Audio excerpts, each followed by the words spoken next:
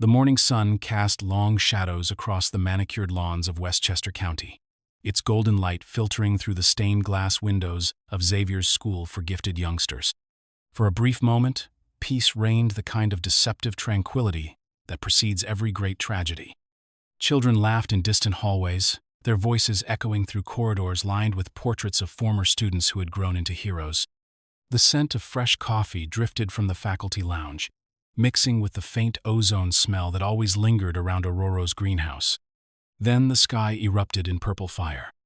The first sentinel's foot crashed through the school's east wing like a colossal gravestone falling to earth. 30 feet of adaptive metal and circuitry. Its crimson eyes swept the grounds with mechanical precision, cataloging every heartbeat, every genetic anomaly, every spark of the X gene that marked its targets for termination. The impact sent shockwaves through the mansion's foundation, toppling centuries-old oak trees and shattering windows 3 stories high.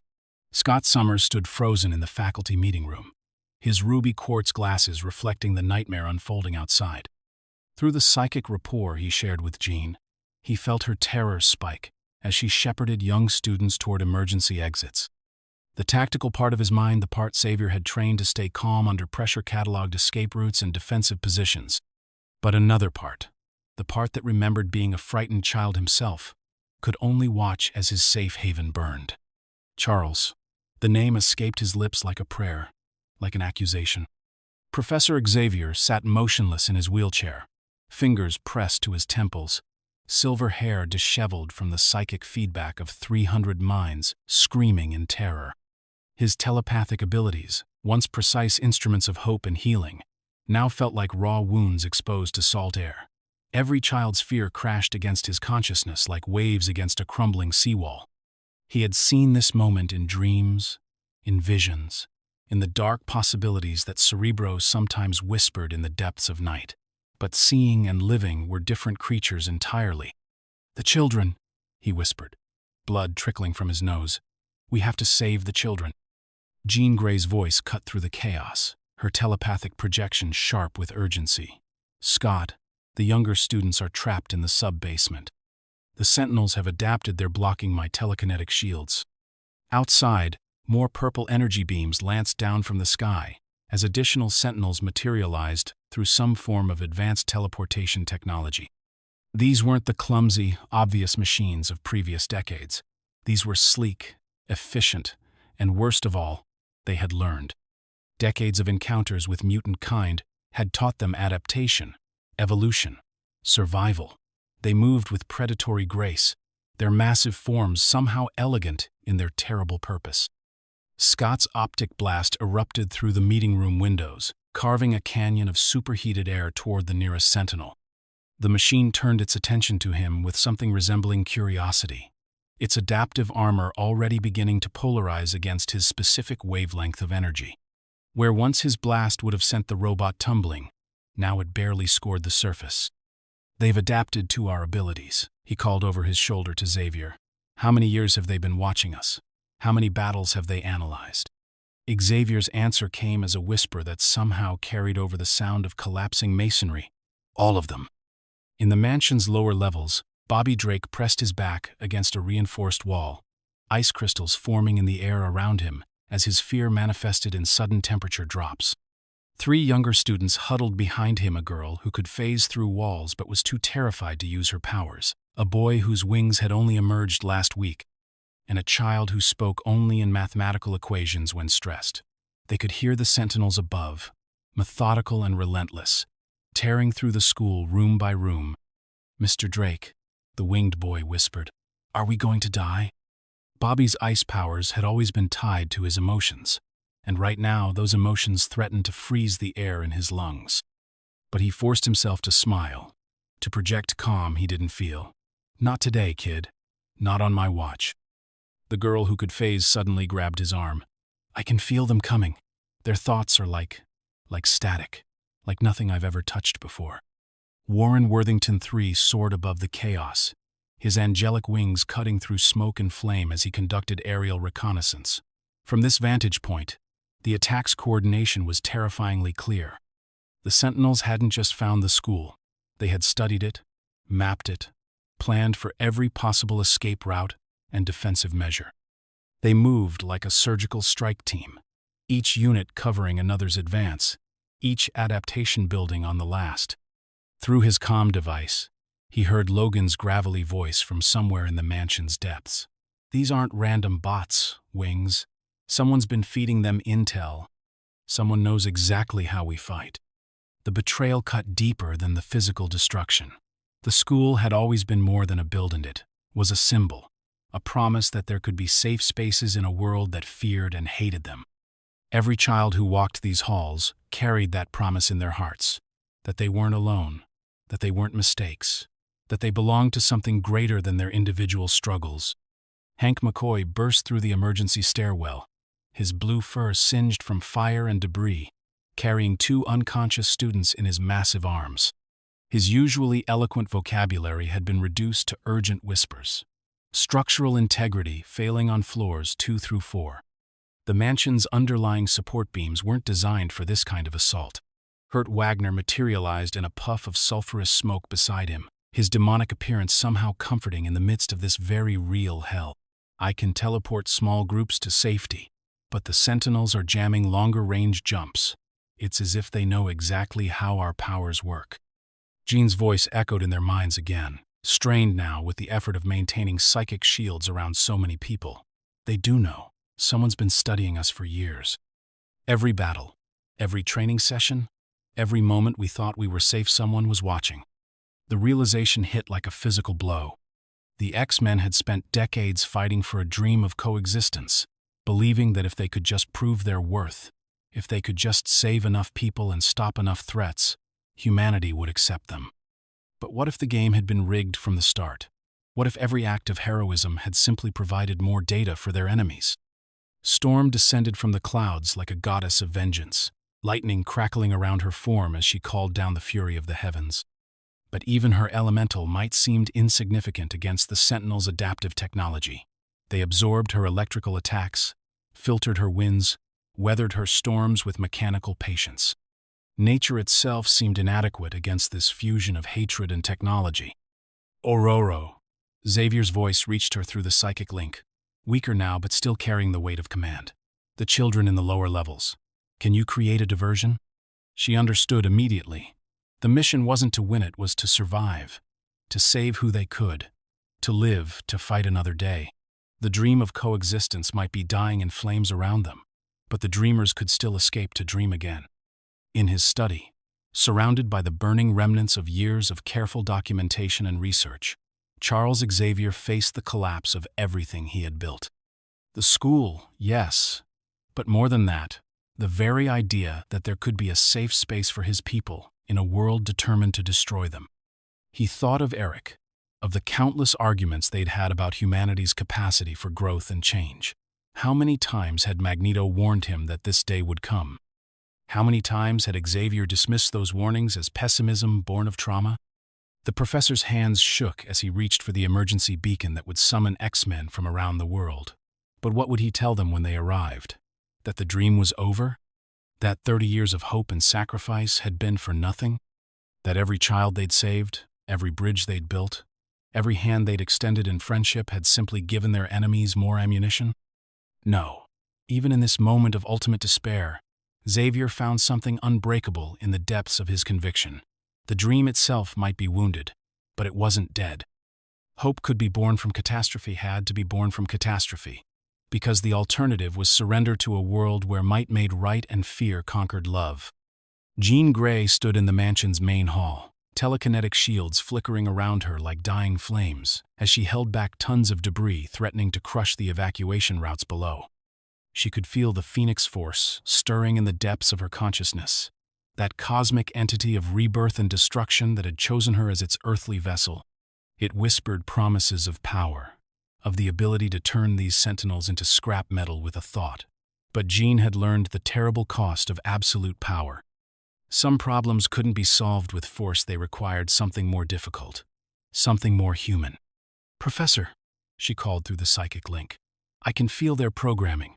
The Sentinels aren't just following orders, they're learning from us even now. Every power we use teaches them how to counter it next time." Xavier's response carried the weight of terrible understanding. Then we must teach them something unexpected. We must show them what they can never truly understand, that our greatest strength isn't our mutations. It's our capacity to choose hope when hope seems impossible. The evacuation proceeded with military precision born from years of preparation for this exact scenario. Emergency protocols activated, hidden passages opened, and escape routes that had been drilled countless times now proved their worth. But beneath the tactical efficiency, every X-Man grappled with the same question. What came next? If the school fell, if their sanctuary was destroyed, where could they go? What could they become? As the last of the students disappeared into the underground tunnel system that connected to Cerebro's bunker, Scott Summers took one final look at the place that had been his home for most of his adult life. The walls held memories like amber first meetings with Jean, late-night strategy sessions with the professor, quiet moments when the burden of leadership felt too heavy to bear. All of it reduced to ash and twisted metal by machines that saw them as nothing more than genetic anomalies to be catalogued and eliminated. But as he watched the smoke rise toward the clouded sky, Scott felt something unexpected stir in his chest. Not defeat, not despair, but a fierce determination that surprised him with its intensity. They would rebuild, they would adapt, they would survive. Because that's what the X-Men did. They endured. They evolved. They found ways to hope when hope should have been impossible. The dream might be burning, but from those flames, something new would rise, something stronger, something that their enemies, for all their adaptation and analysis, could never truly understand. That love was more powerful than hate, that hope was more enduring than fear, and that sometimes the greatest victory was simply refusing to surrender. As the Sentinels continued their methodical destruction of Xavier's school for gifted youngsters, a new chapter in the saga of mutant kind began. Not with triumph, but with survival. Not with answers, but with questions that would shape the future of two species locked in an eternal dance between evolution and extinction, between the dream of what could be and the reality of what was. The X-Men scattered to the winds that day, but they carried with them something more valuable than any building or institution, the unshakable belief that tomorrow could be better than today, if only they were brave enough to keep fighting for it. Ancient genes, the first mutants. Long before the first Sentinel drew power from its fusion core, before Charles Xavier ever dreamed of his school in Westchester, before the word mutant carried the weight of fear and hope in equal measure, the Earth itself was younger and stranger. In those primordial days, when continents drifted like dreams across the planet's surface and the very air tasted of possibility, the first children of evolution opened their eyes to a world that had never seen their kind. The story begins, as so many stories do, with gods. They called themselves the Celestials, though in truth they were beings so far beyond human comprehension that any name was merely a shadow cast by light too bright to observe directly. Towering figures in cosmic armor that gleamed with the light of distant stars, they moved through the universe as gardeners might move through a greenhouse, tending, pruning, cultivating. But their garden was vast beyond imagination, and their crops were entire species. On the third planet of an unremarkable yellow star, the Celestials found something that sparked their cosmic curiosity. A young species called humanity, barely descended from the trees, showing just enough potential to warrant experimentation. The procedure took place in laboratories that existed partially outside normal space-time, where the laws of physics bent like warm metal under the Celestials' will. Human test subjects, carefully selected for genetic compatibility, were exposed to energies that would not be rediscovered by their descendants for millions of years. The Celestials worked with the precision of master sculptors, not adding anything to human DNA but rather unlocking potential that had always been there, waiting. They created switches in the genetic code dormant, invisible, passed down through bloodlines like family names or hereditary curses. The X gene was born not as mutation but as activation, not as accident but as design. When the Celestials departed, leaving behind only towering statues and cryptic monuments that would one day be mistaken for the work of primitive humans, they carried with them the satisfaction of a job well begun. The seeds were planted. All that remained was for time to work its ancient alchemy, for evolution to follow the paths they had carved through the genetic wilderness. Thousands of years passed like seasons across the cosmic calendar. Civilizations rose and fell, languages were born and died, religions promised salvation and delivered ash. But in the deep genetic chambers of human DNA, the X gene waited with infinite patience for the proper moment to bloom. The first to feel the awakening was a child born in the shadow of the Great Pyramid of Giza, during an age when Egypt was the beating heart of human civilization. The boy who would become Apocalypse entered the world marked by genetic gifts that set him apart from every human who had come before. His skin was gray as weathered stone, his eyes burned with inner fire, and his voice carried harmonics that resonated in dimensions his parents couldn't perceive. And Saba Nur, the first one, grew to understand that he was more than human in ways that transcended simple physical differences. He could reshape his molecular structure like clay, adapt his body to any environment, survive wounds that would kill armies. But more than that, he could feel the genetic potential sleeping in others, sense the same cosmic gift lying dormant in bloodlines scattered across the earth. Survival of the fittest, he whispered to the desert winds, and the phrase carried a weight of prophecy that would echo through millennia. But his definition of fitness was written in the language of power, in the grammar of dominance. To Apocalypse, the X gene was not a gift to be shared, but a crown to be worn. Not a bridge between species, but a wall that separated the worthy from the weak. In the Roman province of Dacia, another child of cosmic potential drew her first breath. Selene was born during a lunar eclipse, her first cry harmonizing with wolf songs that echoed from distant mountains. But unlike Apocalypse, whose power manifested as transformation and strength, Selene's gift was darker, hungrier. She could drain the life force from others, stealing their years, their vitality, their very essence to fuel her own immortal existence. Where Apocalypse saw evolution as conquest, Selene understood it as consumption. She moved through history like a shadow, feeding on the life force of emperors and slaves alike, accumulating power and knowledge across centuries while her victims withered to dust. She witnessed the rise and fall of empires, the birth and death of gods, all while her hunger grew more refined, more discriminating.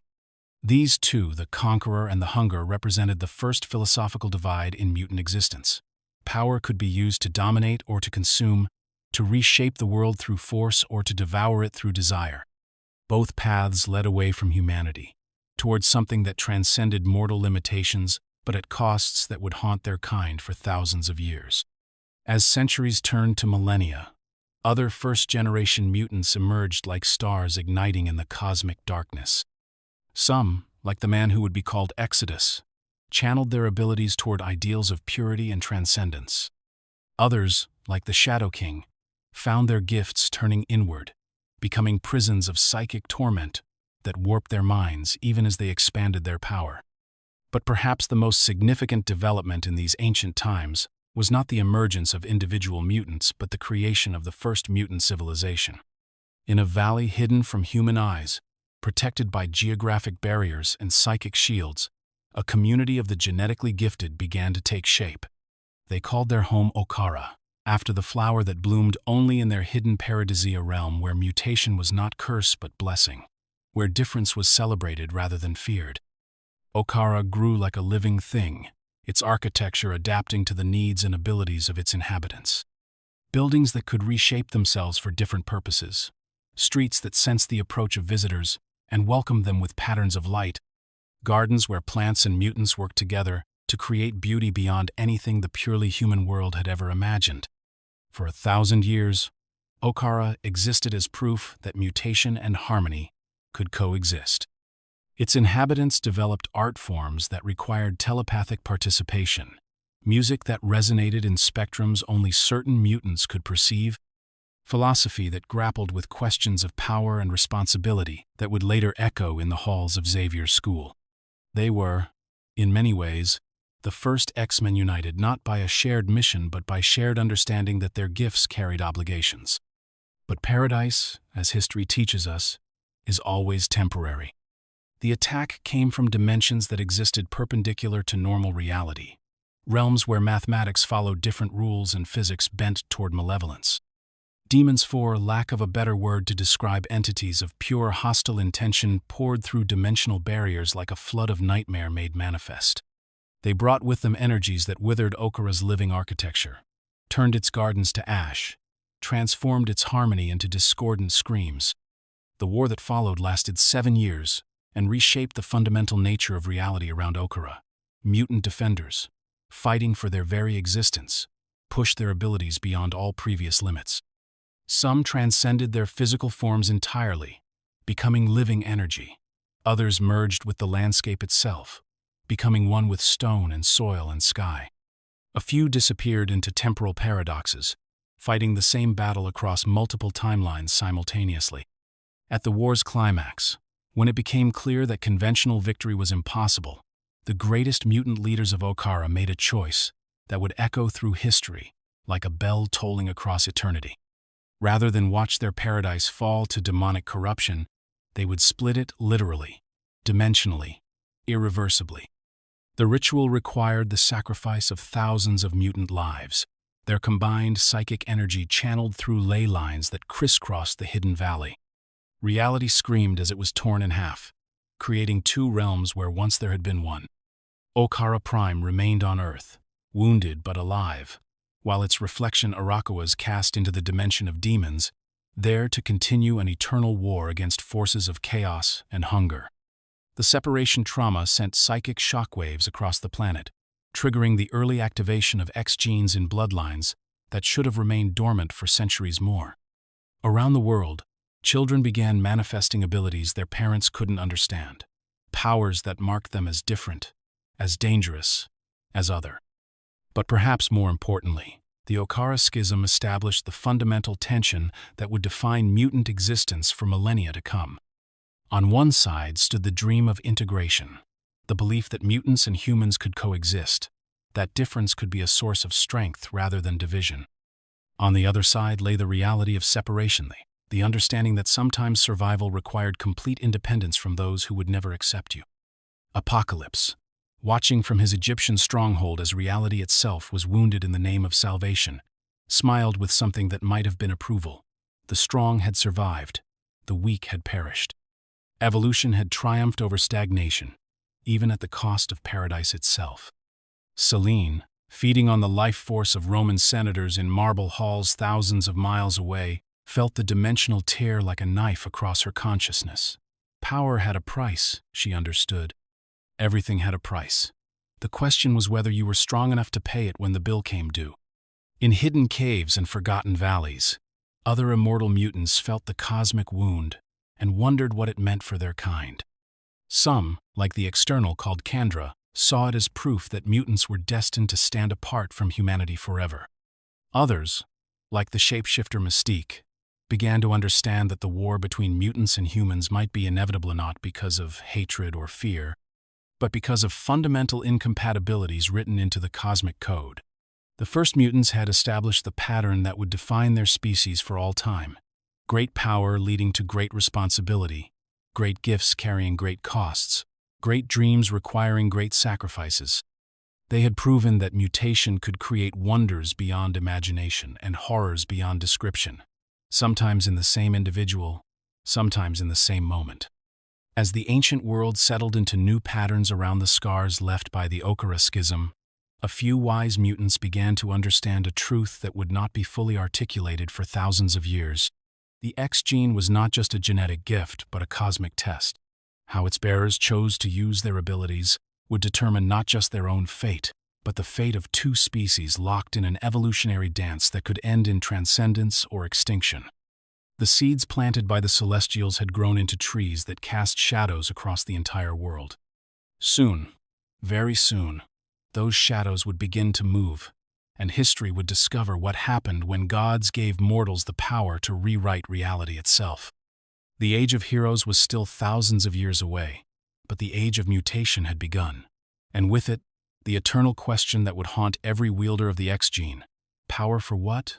Power for whom? And what price was too high to pay for the dream of a better tomorrow? Founding 5. Xavier's First Class. The letter arrived on a Tuesday morning in September, 1963. delivered by a man whose eyes seemed older than his face and whose wheelchair moved with a whisper-quiet precision that suggested technology far beyond what the world knew was possible. Scott Summers, 18 years old, and trapped behind ruby quartz glasses that made the world look like the inside of a jewel, read the elegant handwriting 3 times before he truly believed what it offered. "A school for the gifted?" he murmured, his voice carrying the careful control of someone who had learned too young that passion could be destructive. The letter spoke of others like him, of a place where his differences would be strengths rather than curses, of a future where he wouldn't have to spend every waking moment terrifying himself with the possibility that one wrong blink might level a city block. Charles Xavier smiled from his position beside the window of Scott's tiny apartment, understanding without telepathic intrusion the war between hope and fear playing out across the young man's features. He had seen that same expression on dozens of faces over the past months. Brilliant young people who had been taught to see their gifts as burdens, their potential as threats. "My school," Xavier said gently, "is built on a simple premise, that our differences are not obstacles to overcome, but advantages to embrace. You could spend your life hiding behind those glasses, young man, or you could learn to see through them." The recruitment of the original 5 had taken Xavier across 3 continents and through enough careful diplomacy to staff a small embassy. Each student brought their own unique combination of tremendous ability and deep trauma, their own reasons for believing that the world would never accept them as they were. Jean Grey had been found in a psychiatric hospital in Annandale, Virginia, sedated and restrained after her telepathic abilities had overwhelmed her consciousness during her best friend's death. The doctors called it a psychotic break brought on by survivor's guilt. Xavier called it the most promising young telepathic mind he had encountered in decades of searching. When he first touched her consciousness with his own, he found not madness, but a brilliant spirit drowning in the thoughts and emotions of everyone around her, desperate for someone who could teach her to swim in the ocean of human consciousness rather than drown in it. "I can hear everyone," she whispered during their first session together, her voice small and scared in the sterile white room. "Their thoughts, their feelings, their fears. Sometimes I can't tell which ones are mine anymore." Xavier nodded with the understanding of someone who had walked similar paths. "That's why you need to learn control, Jean. Not to suppress your abilities, but to master them. To build walls when you need privacy and open doors when you choose connection. Your gift is not a curse, it's a responsibility. And with proper training, it can be the greatest force for empathy and understanding the world has ever known." Robert Drake arrived at the school under entirely different circumstances, having been discovered by an FBI agent named Fred Duncan, who had been quietly investigating a string of impossible crimes across rural New York State. Wherever young Bobby went, temperatures dropped, windows frosted over, and water spontaneously converted to ice, with molecular precision that defied every known law of thermodynamics. "The kid's scared," Duncan explained to Xavier during a clandestine meeting in a diner outside Albany. "Every time he gets emotional, the whole neighborhood starts looking like Siberia. His parents love him, but they're terrified. They think he's cursed, or sick, or maybe both." Xavier found Bobby in the woods behind his family's house, sitting alone on a tree stump while intricate ice sculptures formed and melted around him in response to his shifting moods. The boy's power was raw, untrained, but beautiful in its spontaneity.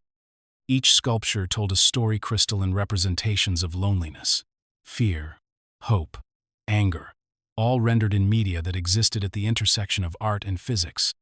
"Are you here to take me away?" Bobby asked without looking up, his breath visible in the rapidly cooling air. "I'm here to offer you a choice," Xavier replied.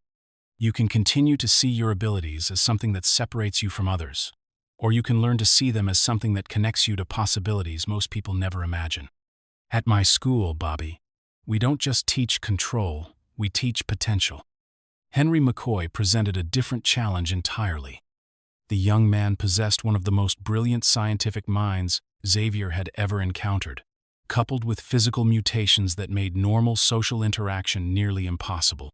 His feet were oversized and ape-like, his hands resembled those of a gorilla, and his hair grew in unusual patterns across his body. But his intellect blazed like a supernova, devouring knowledge in every field from quantum mechanics to ancient poetry.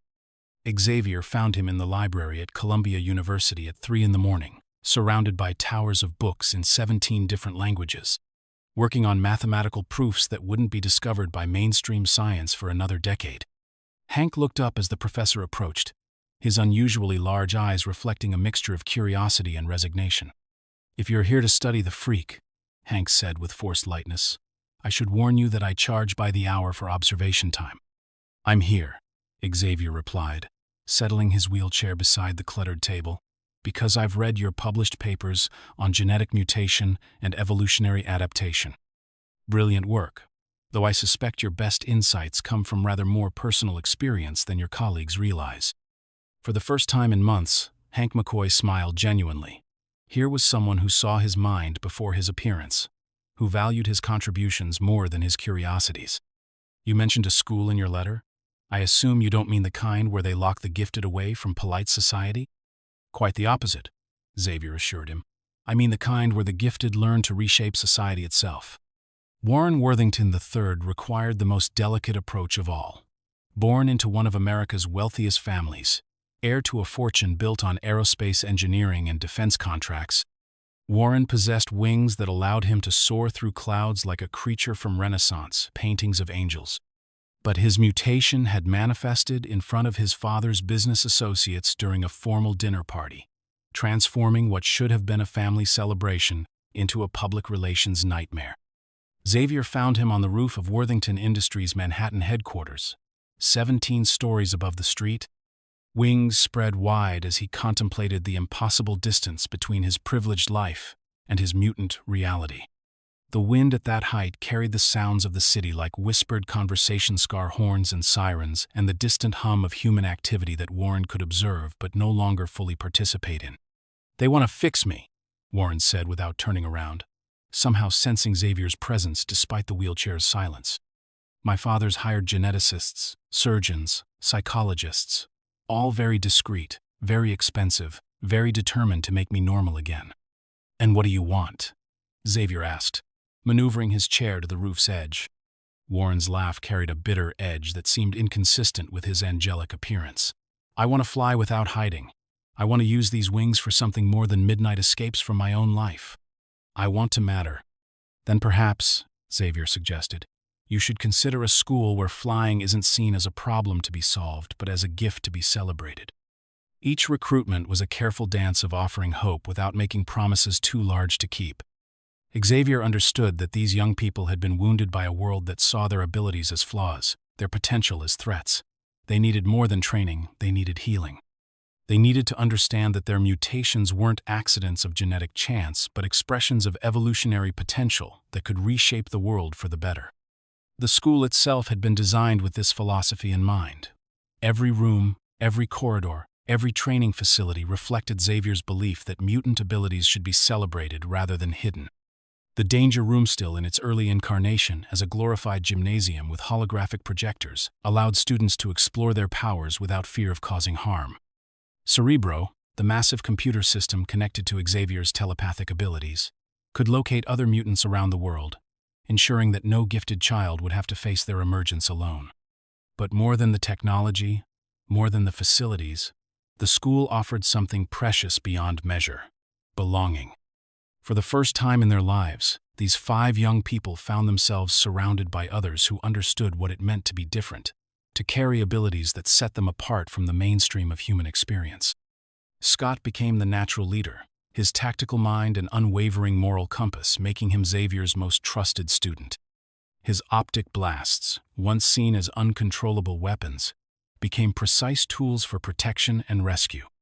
Under Xavier's guidance, he learned to see his glasses not as barriers but as focusing lenses, transforming raw power into directed purpose. Jean's telepathic abilities blossomed under careful training, her natural empathy expanding to encompass not just individual minds, but the complex emotional ecosystems that connected them. She learned to build psychic shields not just for protection but for privacy, understanding that the most profound intimacy sometimes required the discipline to stay out of someone else's thoughts. Bobby's ice powers evolved from simple freezing effects to complex molecular manipulation. He could create not just sculptures, but functional tools, protective barriers, transportation systems. His cheerful personality became the emotional center of the team, his jokes and pranks providing lightness that balanced the weight of their responsibilities. Hank's scientific genius found new outlets as he began to understand mutation from both theoretical and practical perspectives. His physical appearance, once a source of shame, became a badge of pride as he realized that his unique physiology granted him insights no purely human scientist could achieve. He designed equipment for his teammates, improved the school's technology, and began to envision futures where mutation and science could work together to solve humanity's greatest challenges. Warren's wings carried him beyond the limitations of gravity and social expectation alike. He learned to see his wealth not as burden, but as resource, using Worthington Industries' connections to support Xavier's mission, while his aerial perspective provided tactical advantages no ground-based hero could match. Together, they became more than the sum of their individual abilities. They became a family bound, not by blood, but by shared purpose, united in the belief that their gifts carried the responsibility to protect a world that wasn't ready to accept them. Their first real test came sooner than anyone expected. The man who called himself Magneto arrived at the school on a winter evening when snow fell like benedictions across the Westchester landscape. He came not as an enemy but as a petitioner, seeking an audience with the telepath who had begun gathering mutants under one roof. Eric Lenscher stood in Xavier's study, like a figure carved from iron and determination, his magnetic powers creating subtle distortions in the room's metallic objects. The grandfather clock ticked irregularly, its pendulum swaying in response to fields of force that bent physics to their wielder's will. When he spoke, his voice carried the weight of experiences that had shaped him into something harder than diamond, more determined than gravity. "You're collecting them," Eric said, not accusation, but observation. Young mutants, frightened children who don't understand what they're becoming. Xavier nodded, his fingers steepled before him in a gesture that had become habitual during difficult conversations. "I'm educating them, teaching them control, purpose, hope." "Hope," Eric repeated, the word falling from his lips like a stone into still water. "Charles, I've seen what hope accomplishes when faced with systematic hatred. I've watched hope die in camps designed to process human beings like industrial materials. What makes you think the species that built Auschwitz will welcome our children with open arms?" The philosophical battle that followed would rage for decades, but it began that night in Xavier's study, with two men who had seen the best and worst of human nature and drawn opposite conclusions. Xavier believed in the possibility of evolution, not just genetic but moral and spiritual, the gradual transformation of fear into understanding through patient demonstration of goodness. Eric believed in the necessity of strength, the hard lesson that power was the only language hatred truly understood. "You want to teach them to hide," Eric continued, gesturing toward the walls that contained so many young lives. "To blend in, to serve a species that will never see them as equals. I want to teach them to choose," Xavier replied. "To understand that the presence of fear doesn't require the absence of hope, that the existence of hatred doesn't negate the possibility of love." Their debate stretched deep into the night, two brilliant minds grappling with questions that had no easy answers. Outside, the first 5 X-Men slept in beds, warmed by the knowledge that they were no longer alone in the world. Their dreams were filled with possibilities, flying through clouds without hiding, using their powers to help rather than harm, building bridges between species rather than walls. They woke to find their lives forever changed. The philosophical war between Xavier and Magneto had begun, and they would be its first soldiers, fighting not with violence but with example, proving that mutation could serve hope rather than fear, that power could protect rather than dominate, that the future could be brighter than the past. The first mission came 6 months later, when Cerebro detected an unusual electromagnetic disturbance emanating from a military research facility in Nevada. The readings suggested technology far beyond current human capabilities, or the presence of a mutant whose powers dwarfed anything Xavier had previously encountered. Scott adjusted his visor as the X-Men's newly commissioned Blackbird descended toward the desert installation, its stealth systems rendering it invisible to radar and human observation alike.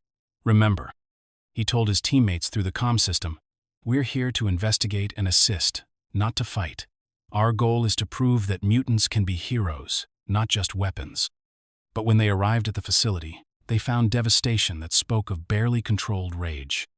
Metal structures had been twisted into impossible geometries, their steel and iron components rearranged by forces that treated molecular bonds like suggestions rather than laws. Personnel lay unconscious but unharmed, their weapons systematically dismantled and rendered inoperable. In the center of the destruction stood Eric Lensher, no longer the philosophical visitor who had debated with Xavier but transformed into something far more terrible.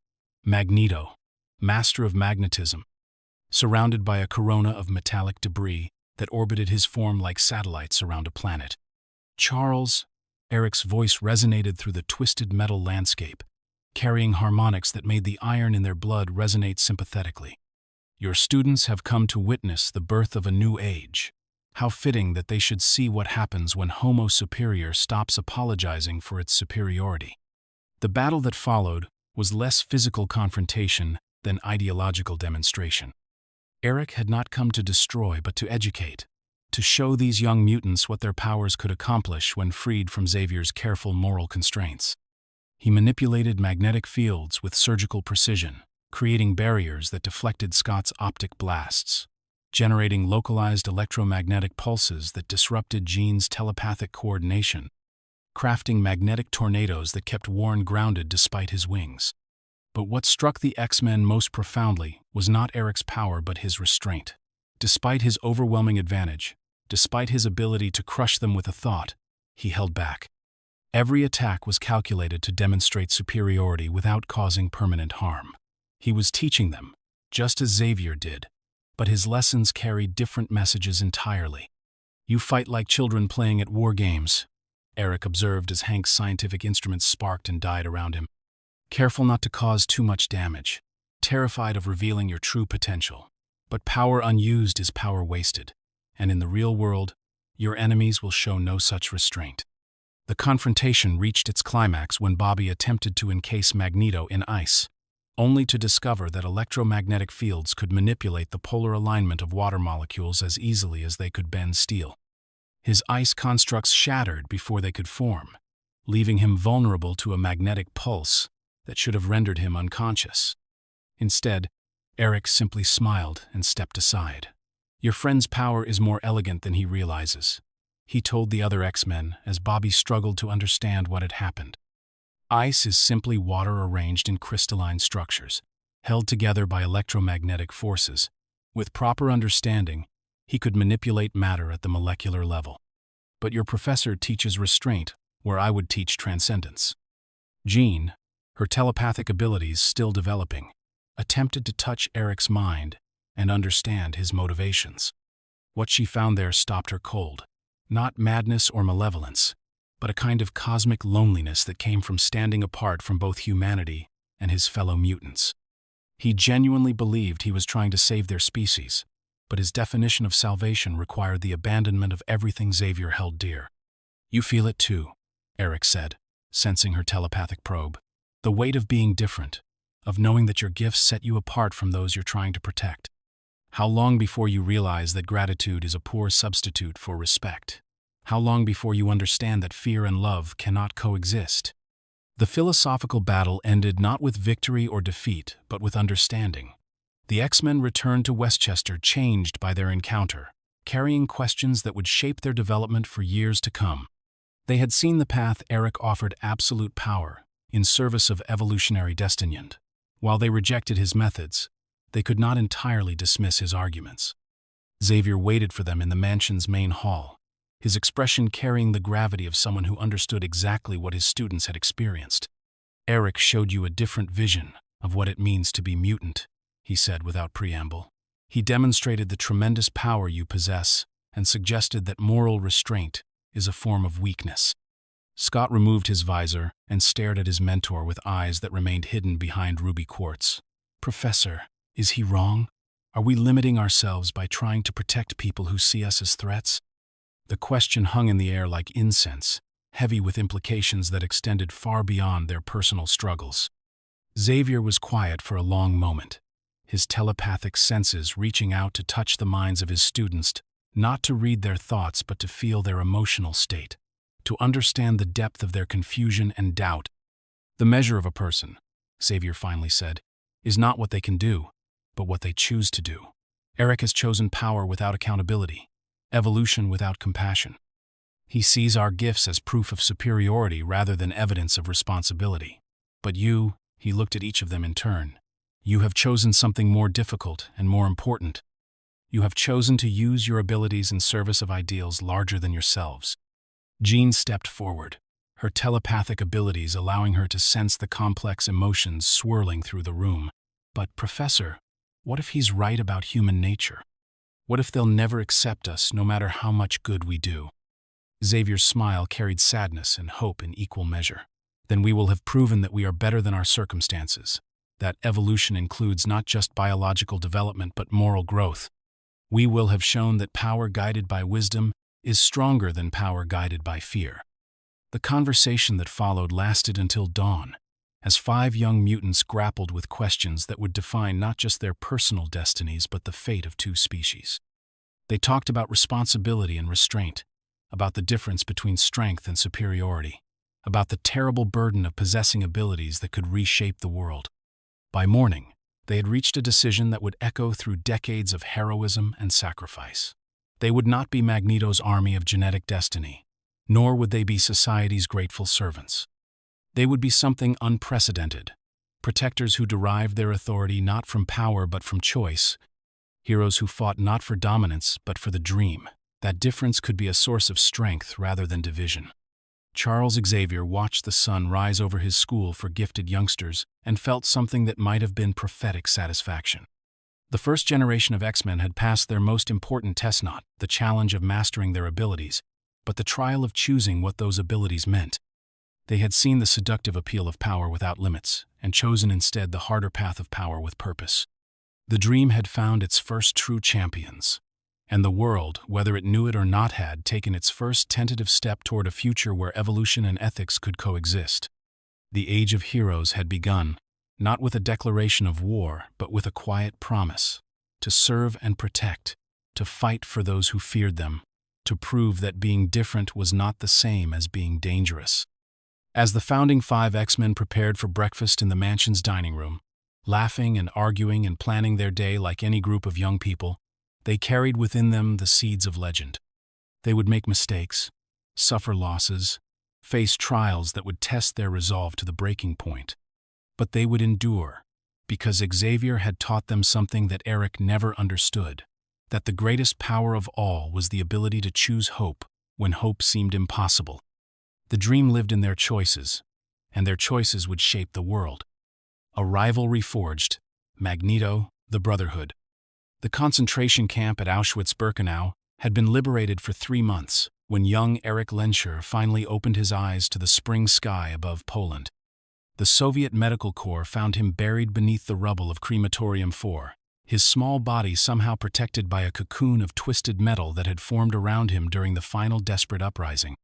The doctors called it a miracle of structural engineering, never suspecting that the warped steel and iron had responded to the terror and rage of a child whose mutation had awakened in humanity's darkest hour. Eric's first memory of freedom was not joy but emptiness, a hollow space where his family should have been, where his future should have stretched like an open road. His parents, his sister, his grandparents, aunts, uncles, cousins, an entire bloodline erased with industrial efficiency while the world looked away. The numbers tattooed on his forearm would fade with time and reconstructive surgery, but the lesson burned into his soul would prove indelible. When faced with systematic hatred, mercy was a luxury the dead could not afford.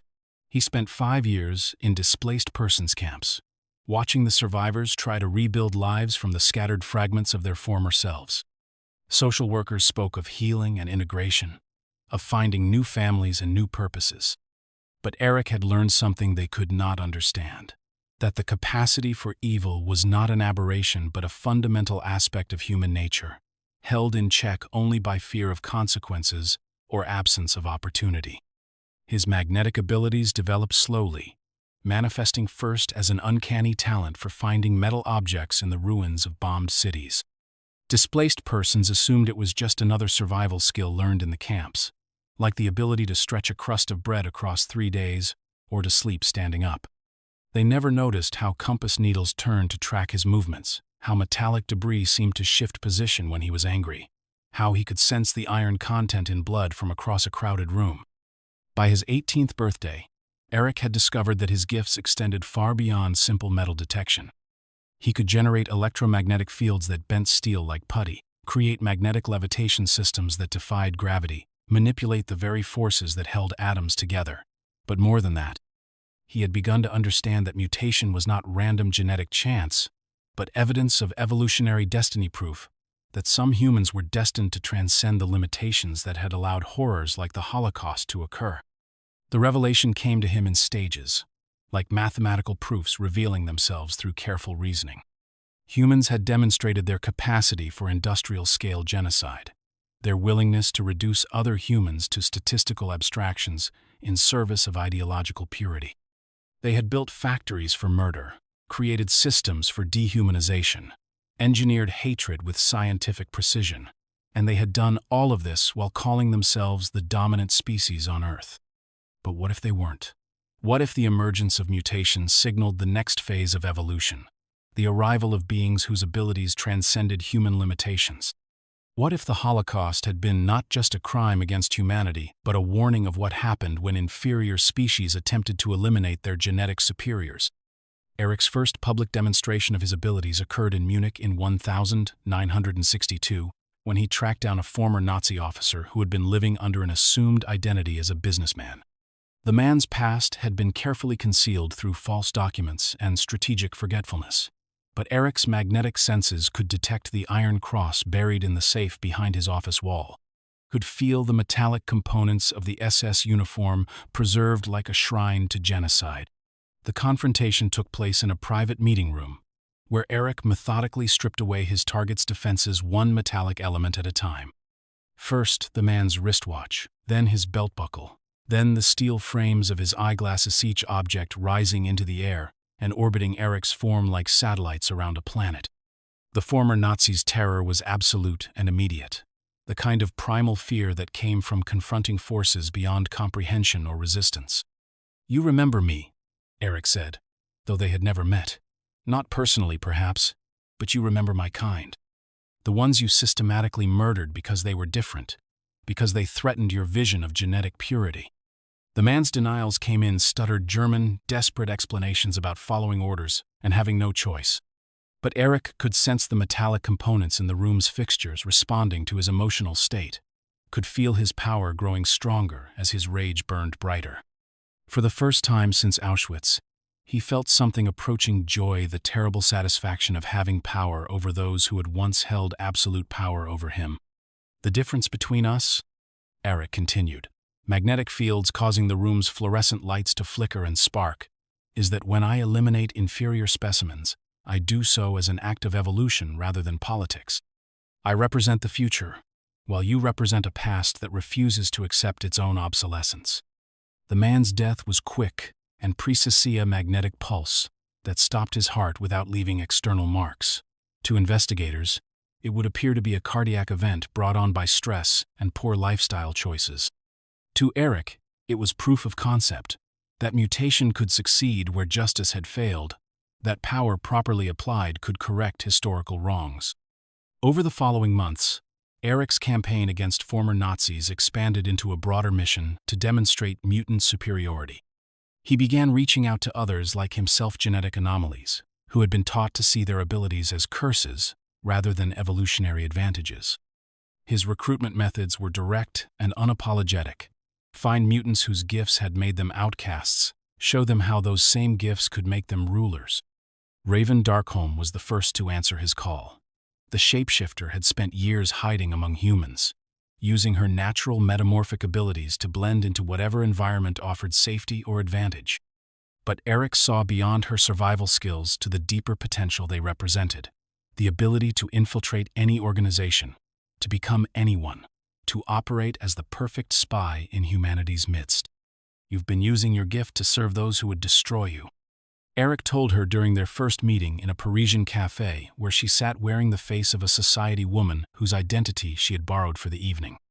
"How long will you pretend to be human before you accept that you are something far more evolved?" Raven's transformation was gradual, but inexorable.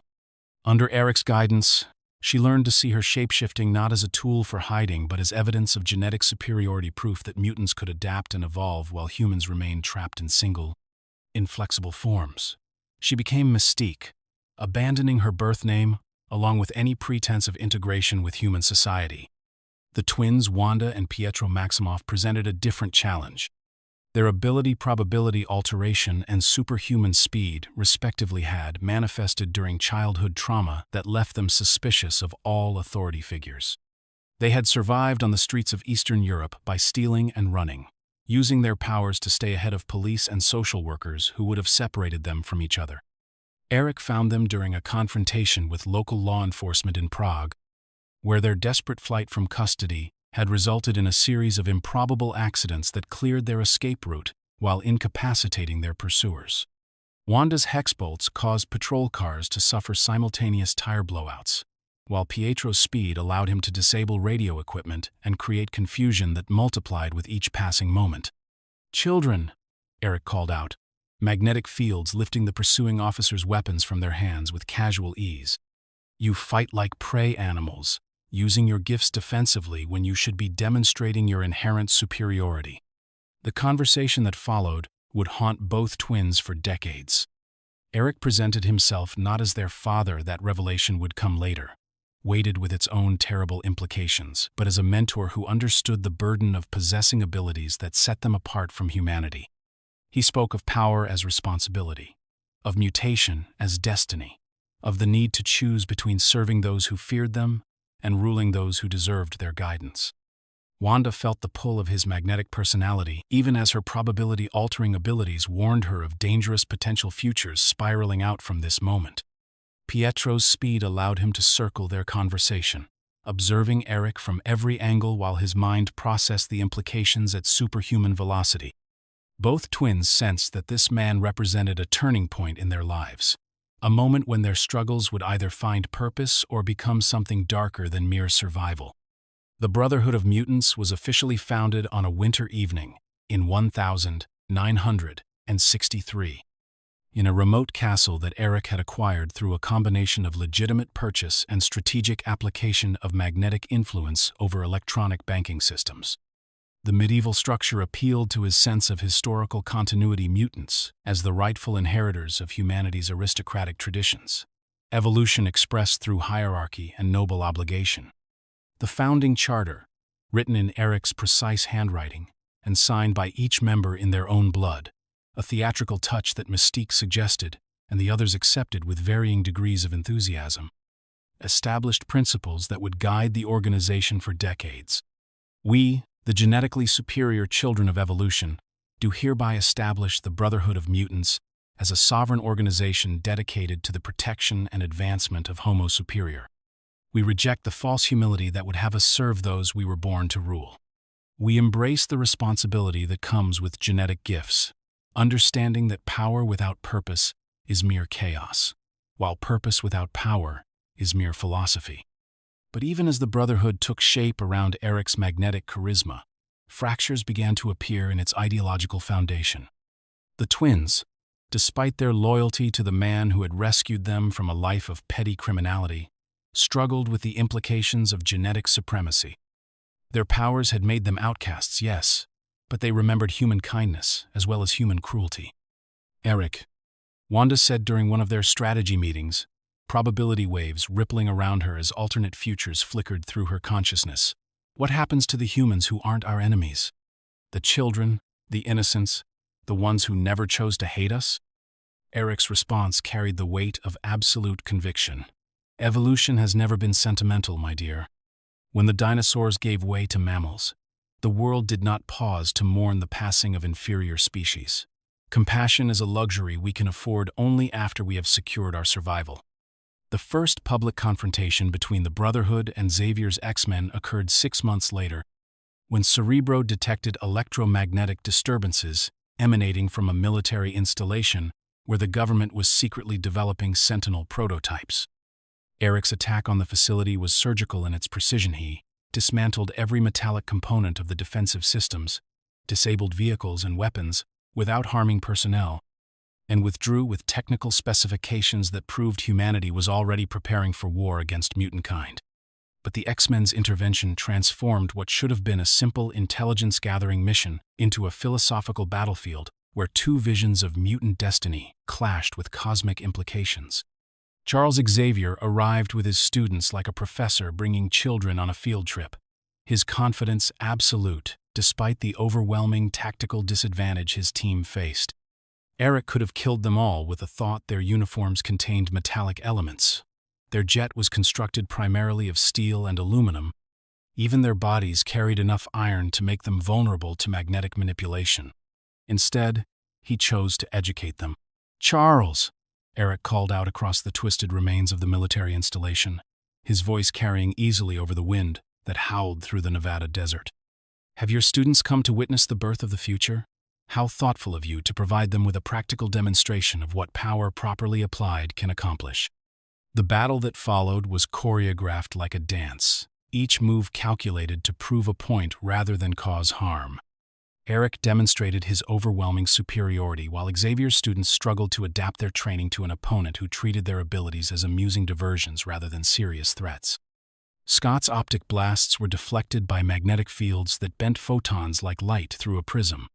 Jean's telepathic abilities found no purchase on a mind that had been hardened by experiences that transcended anything in her frame of reference. Bobby's ice powers proved useless against an opponent who could manipulate the electromagnetic forces that held water molecules together. Hank's scientific intellect was reduced to calculating the impossibility of victory against someone who had mastered forces he could barely comprehend. Warren's aerial advantage disappeared when Eric demonstrated that magnetic fields could create localized areas of altered gravity, making flight impossible within a sphere of influence that moved with his will. But the true battle was not physical, it was philosophical. With each demonstration of power, Eric challenged the fundamental assumptions that underlay Xavier's dream of peaceful coexistence. "Tell me, Charles," Eric said as his magnetic fields effortlessly restrained the X-Men without causing injury. "What will you do when humanity completes those Sentinel prototypes? When they mass-produce hunting machines designed specifically to hunt down and exterminate our children? Will you counsel patience and understanding then?" Xavier's response came not through words but through action. Using his telepathic abilities, he shared his memories and hopes directly with Eric's mind visions of human and mutant children playing together, of scientific cooperation advancing both species, of evolution guided by wisdom rather than driven by fear. For a moment, the two old friends stood locked in psychic communion, while the desert wind carried the scent of sage and possibility. Eric felt the genuine love and optimism that drove Xavier's mission, the absolute faith in humanity's capacity for growth and change. It was beautiful, heartbreaking, and ultimately naive.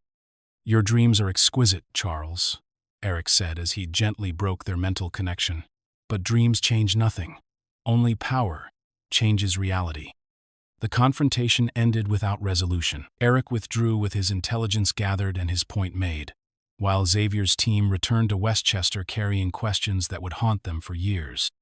Both leaders understood that this was only the beginning, that the ideological war between integration and separation would be fought across decades and continents, with the fate of two species hanging in the balance. As the Brotherhood of Mutants retreated to their mountain stronghold, and the X-Men flew home through the star-scattered night, both groups carried the seeds of conflicts that would reshape the world. The lines had been drawn not just between mutant and human, but between different visions of what mutation meant and what responsibilities came with genetic gifts. The rivalry between Xavier and Magneto had been forged in the fires of philosophical difference, tempered by personal affection, and sharpened by the knowledge that only one of their approaches could ultimately prevail. The question was not whether the conflict would escalate, but whether either species would survive the process of finding an answer.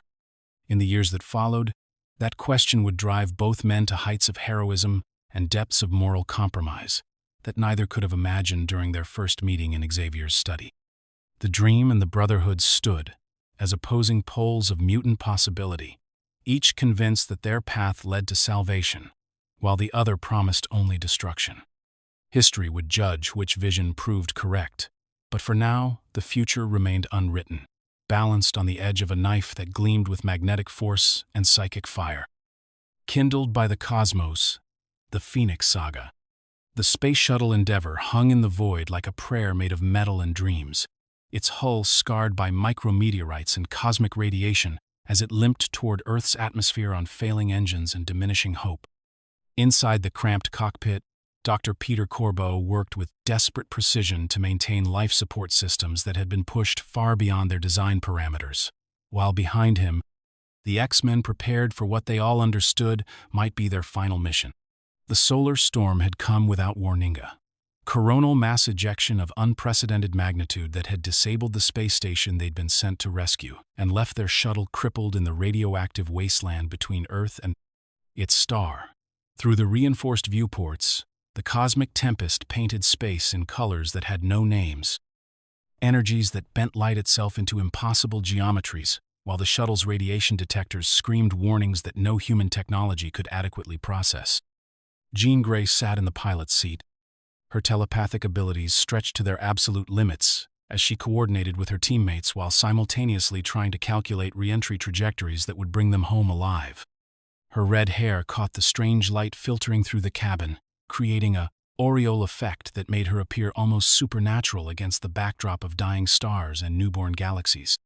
"Scott," she called over the static that filled their communication systems, her voice carrying the controlled terror of someone who understood exactly how close they all stood to extinction. "The radiation levels are climbing past anything our suits can handle. If we don't reach the atmosphere in the next 18 minutes, we're all going to die up here." Cyclops worked frantically at the navigation console, his tactical mind processing variables that seemed to shift with each passing second. The shuttle's main engines were offline, its backup systems failing one by one as cosmic radiation fried circuits that had been designed to operate in the relatively gentle environment of low Earth orbit. Every calculation led to the same conclusion: they didn't have enough power to reach safety. "There has to be another way," Scott said, though his voice carried the hollow quality of someone speaking more to convince himself than others. "Kurt can teleport us to the surface, or Storm can create atmospheric currents to guide us down, or the radiation would kill Kurt before he could complete a long-range jump," Logan interrupted, his enhanced senses detecting the cosmic storm's effects on their teammates' dimensional abilities. "And Storm's unconscious whatever hit us scrambled her connection to Earth's magnetic field. We're on our own up here." Nightcrawler materialized in a puff of sulfurous smoke that mixed poorly with the shuttle's recycled atmosphere, his demonic appearance somehow comforting in their current circumstances. "Mine friends, I have checked every system, every circuit, every backup protocol. We have perhaps enough power to reach the outer atmosphere, but landing safely." He spread his hands in a gesture that conveyed more than words ever could. Colossus, his steel form immune to radiation but helpless to affect their trajectory, stood like a statue of living determination in the shuttle's cramped passenger area. "There must be something we can do. We did not survive Krakoa and countless other dangers only to die because of mechanical failure." But Jean Grey wasn't listening to their desperate strategizing anymore. Something else had captured her attention, a presence that existed just beyond the edge of normal perception, vast and ancient and impossibly beautiful. It spoke to her in colors that had no wavelengths, in music that resonated through dimensions her teammates couldn't access, in concepts that transcended the limitations of human language.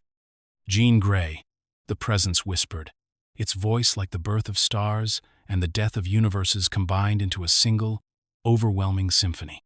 "You who would sacrifice yourself for those you love. You who burn with compassion bright enough to illuminate galaxies, we have watched you, and we find you worthy." "Jean?" Scott's voice seemed to come from very far away, though he sat less than 3 feet from her position. "Jean? What's wrong?" "Your telepathic signature just spiked beyond anything Cerebro's ever recorded."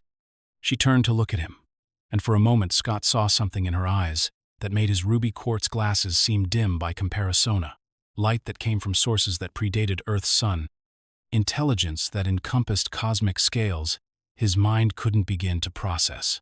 When she spoke, her voice carried harmonics that resonated in frequencies only Logan's enhanced hearing could detect.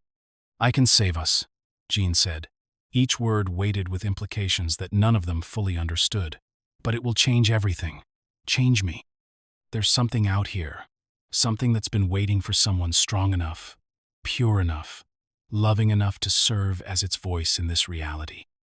The cosmic storm intensified around them, radiation levels climbing past the point where their suits could provide meaningful protection.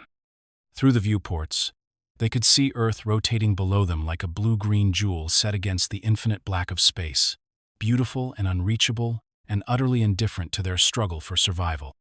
"We are the Phoenix," the presence continued, its mental voice filling Jean's consciousness with images of civilizations rising and falling across galactic history, of stars being born and dying, and being reborn in endless cycles of creation and destruction. "We are life and death and rebirth, the force that ensures all things continue in eternal renewal. Through you, we can touch this reality, this small blue world that burns so brightly with potential."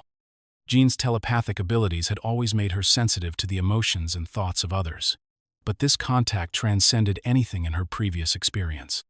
The Phoenix Force wasn't just another mind, it was a cosmic entity that existed across multiple dimensions simultaneously, experiencing all possible timelines and outcomes in a single, overwhelming instant of awareness. She saw herself through its perception, a young human whose genetic gifts had opened doorways in her consciousness that most beings never suspected existed. Her telepathy didn't just read thoughts, it touched the fundamental forces that connected all living things across space and time. Her telekinetic abilities weren't mere matter manipulation. They were expressions of will made manifest through cosmic principles that governed reality itself. "The shuttle's breaking apart," Wolverine called out as metal began to buckle under stresses that exceeded its engineering tolerances. "Whatever we're gonna do, we better do it fast." Jean stood and walked to the shuttle's manual flight controls, her movements strangely graceful despite the gravitational chaos surrounding them. Behind her, Scott reached out with desperate urgency, but something invisible held him back, not force, but understanding that what was about to happen transcended normal concepts of rescue or sacrifice. "Jean, don't," Scott whispered, though part of him already knew that his words came too late to change anything. "Whatever you're thinking of doing, we'll find another way. We always find another way." She turned back to look at her teammates, her family, her reason for living, the people who had taught her that being different could be a gift rather than a curse. Each face told a story of acceptance and belonging that had transformed her from a frightened girl into a woman who understood that power meant responsibility, that gifts were meant to be shared. "I love you all," Jean said, her voice carrying absolute certainty despite the cosmic forces building around her consciousness. "Remember that, no matter what happens next. Remember that love was always stronger than fear, that hope was always more powerful than despair." The merger began as light, pure, impossible radiance that seemed to emanate from Jean's cellular structure itself, as the Phoenix Force flowed into her consciousness like cosmic fire seeking fuel for universal renewal. Her red hair ignited into flames that burned without consuming. Her eyes became windows into stellar nurseries where new suns learned to shine. Her voice carried the music of spheres that had been singing since the universe first drew breath. "I am fire made flesh," Jean thought, though the concepts that filled her mind belonged as much to the Phoenix as to her human consciousness. "I am life triumphant over death, hope victorious over despair, love burning bright enough to illuminate the darkness between stars." The transformation was visible from Earth's surface as a second sun blazed to life in the upper atmosphere, its light carrying spectrums that no earthly star had ever produced. Astronomers around the world scrambled to understand the phenomenon, while their instruments recorded energy signatures that challenged basic assumptions about physics and stellar formation. The shuttle Endeavour descended through Earth's atmosphere wrapped in Phoenix fire that protected its passengers from heat and pressure that should have reduced them to component atoms. Jean Grey, no longer entirely Jean Grey, guided their descent with precision that transcended human limitations, while her consciousness expanded to encompass global weather patterns, magnetic field fluctuations, and the delicate balance of forces that maintained life on the small blue world below.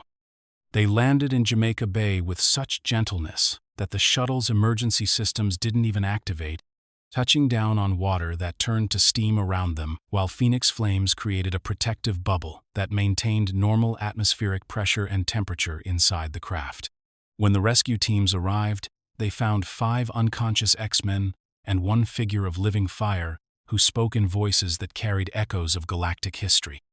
"Do not fear," Phoenix said, her words reaching the rescue workers' minds through telepathic channels that bypassed normal auditory processing. "These heroes live. They have been protected by forces that serve life rather than death, creation rather than destruction. They will wake, and when they do, they will remember that sacrifice and love are the same words spoken in different languages." The debriefing at Xavier's school took place in Cerebro's chamber, where the professor's most sensitive telepathic equipment could monitor Jean's transformed consciousness without being overwhelmed by the cosmic energies that now flowed through her neural pathways. She sat in the center of the chamber like a living star, phoenix flames flickering around her form, while her teammates watched with expressions that mixed awe, concern, and something approaching religious reverence. "Jean," Xavier said carefully, his telepathic probe encountering mental structures that operated according to principles he couldn't begin to understand. "How much of you is still you?" Her response came in multiple voices, speaking simultaneously, her own familiar tones layered with harmonics that suggested vast intelligence speaking through human vocal cords. "I am Jean Grey who was, and Phoenix who is, and something new that emerges from the merger of mortal compassion and cosmic purpose. I remember loving Scott Summers, and I remember watching galaxies spiral into existence. Both memories are equally real, equally part of what I have become." Scott stepped forward, his ruby quartz glasses reflecting the impossible light that surrounded the woman he loved. "Are you still? Do you still feel love?" Phoenix finished, her flames shifting to warmer spectrums as human emotion influenced cosmic energy. "Oh, Scott, love is not diminished by expansion, it is amplified. What I felt for you as Jean Grey, I now feel for all living things. What I understood as compassion for my teammates, I now experience as responsibility for entire species." The implications were staggering. Jean's telepathic abilities, already formidable, now operated on galactic scales. Her telekinetic powers could manipulate matter at the subatomic level, rearranging molecular structures with precision that made conventional physics seem like crude approximations. Most significantly, her connection to the Phoenix Force gave her access to life energies that transcended individual existences. He could heal fatal wounds, restore damaged ecosystems, even resurrect the recently dead. But with these gifts came awareness that no human mind had ever been designed to process. Jean, Phoenix could perceive the thoughts and emotions of every living being on Earth simultaneously, could feel the suffering of individuals she had never met, could sense ecological disasters and social injustices as physical pain that threatened to overwhelm her capacity for rational response. "Professor," she said during one of their counseling sessions, cosmic fire dimming to barely visible radiance as she struggled to maintain human perspective on cosmic awareness, "how do you bear it? How do you use telepathy to help individuals when you can sense the pain of millions? How do you choose who to save when you could save everyone, but only at costs that might destroy the very thing you're trying to protect?" Xavier's answer came from decades of experience with power that transcended normal human limitation. "You learn to trust in the wisdom of small actions, Jean. You discover that changing one life can create ripples that transform countless others. You accept that being able to help everyone doesn't mean you should help everyone sometimes. The greatest service is allowing others to find their own strength." The Shi'ar Empire first detected Phoenix's emergence through cosmic monitoring stations that tracked energy signatures across multiple star systems. To the Imperial Guard, the Phoenix Force represented a cosmic-level threat that had previously destroyed entire civilizations when wielded by beings who lacked sufficient wisdom or restraint. Their response was swift, decisive, and based on millennia of experience with entities whose power exceeded their moral development. Magistrix Lilandra, Gladiator, reported as his enhanced senses analyzed energy readings that suggested reality warping potential. The Phoenix Force has bonded with a primitive human from the third planet of the Sol system. Our historical records indicate a 93.7% probability that this merger will result in galactic-scale catastrophe within the next solar cycle. Lilandra herself materialized on Earth through Shi'ar teleportation technology that bent space-time around her arrival, accompanied by the Imperial Guard and carrying equipment designed to measure and contain cosmic-level threats. Her first sight of Jean Grey in full Phoenix manifestation confirmed her worst fear was power sufficient to reignite dead stars, coupled with the emotional volatility that characterized most primitive species. But the conversation that followed challenged every assumption the Shi'ar had made about Earth and its inhabitants. "You have come to judge me?" Phoenix said, her voice carrying the weight of stellar nurseries and galactic storms while her eyes reflected the births and deaths of civilizations the Shi'ar had never encountered. "You fear that human passion will corrupt cosmic purpose, that love will become obsession, that the desire to protect will transform into the need to control." Lilandra's response carried the authority of someone who spoke for billions of lives across hundreds of worlds. The Phoenix Force has bonded with biological entities 17 times in recorded galactic history. 16 of those mergers resulted in the complete destruction of their host species and significant collateral damage to surrounding systems. We cannot allow sentiment to override statistical probability. The trial that followed took place not in earthly courts, but in dimensional spaces where cosmic principles could be examined without endangering populated worlds. Jean, Phoenix submitted to examinations that probed not just her power levels, but her fundamental character, her capacity for growth, her ability to maintain human compassion while wielding forces that operated beyond individual limitation. The Macron crystals served as both testing ground and final arbitera cosmic nexus that contained the fundamental programming of reality itself. Within its crystalline structure, Phoenix faced challenges that required her to choose between personal desire and universal need, between saving those she loved and protecting those she had never met.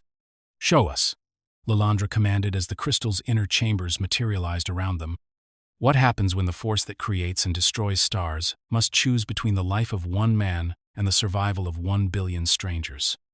The simulation was merciless in its precision. Scott Summers dying of radiation poisoning while a distant world faced extinction from cosmic forces that only Phoenix could counter. Save the man she loved and watch 1 billion innocents perish, or sacrifice personal happiness to serve the greater good. The choice had to be made in seconds, with no time for elaborate moral reasoning or complex ethical calculations. Phoenix chose the 1 billion strangers. But in the moment of Scott's simulated death, something unprecedented happened. Jean's human consciousness, rather than being overwhelmed by cosmic duty, found a way to transform that duty into something larger than mere obligation. Her love for Scott became love for all living things. Her grief at his loss became determination to prevent others from experiencing similar pain. Fascinating. The Macron crystal's guardian consciousness observed as Phoenix power evolved beyond simple cosmic force into something that transcended previous cosmic entity classifications. She has achieved synthesis rather than dominance. The human emotion enhances rather than corrupts the cosmic purpose. The Shi'ar withdrew their opposition, but not their monitoring.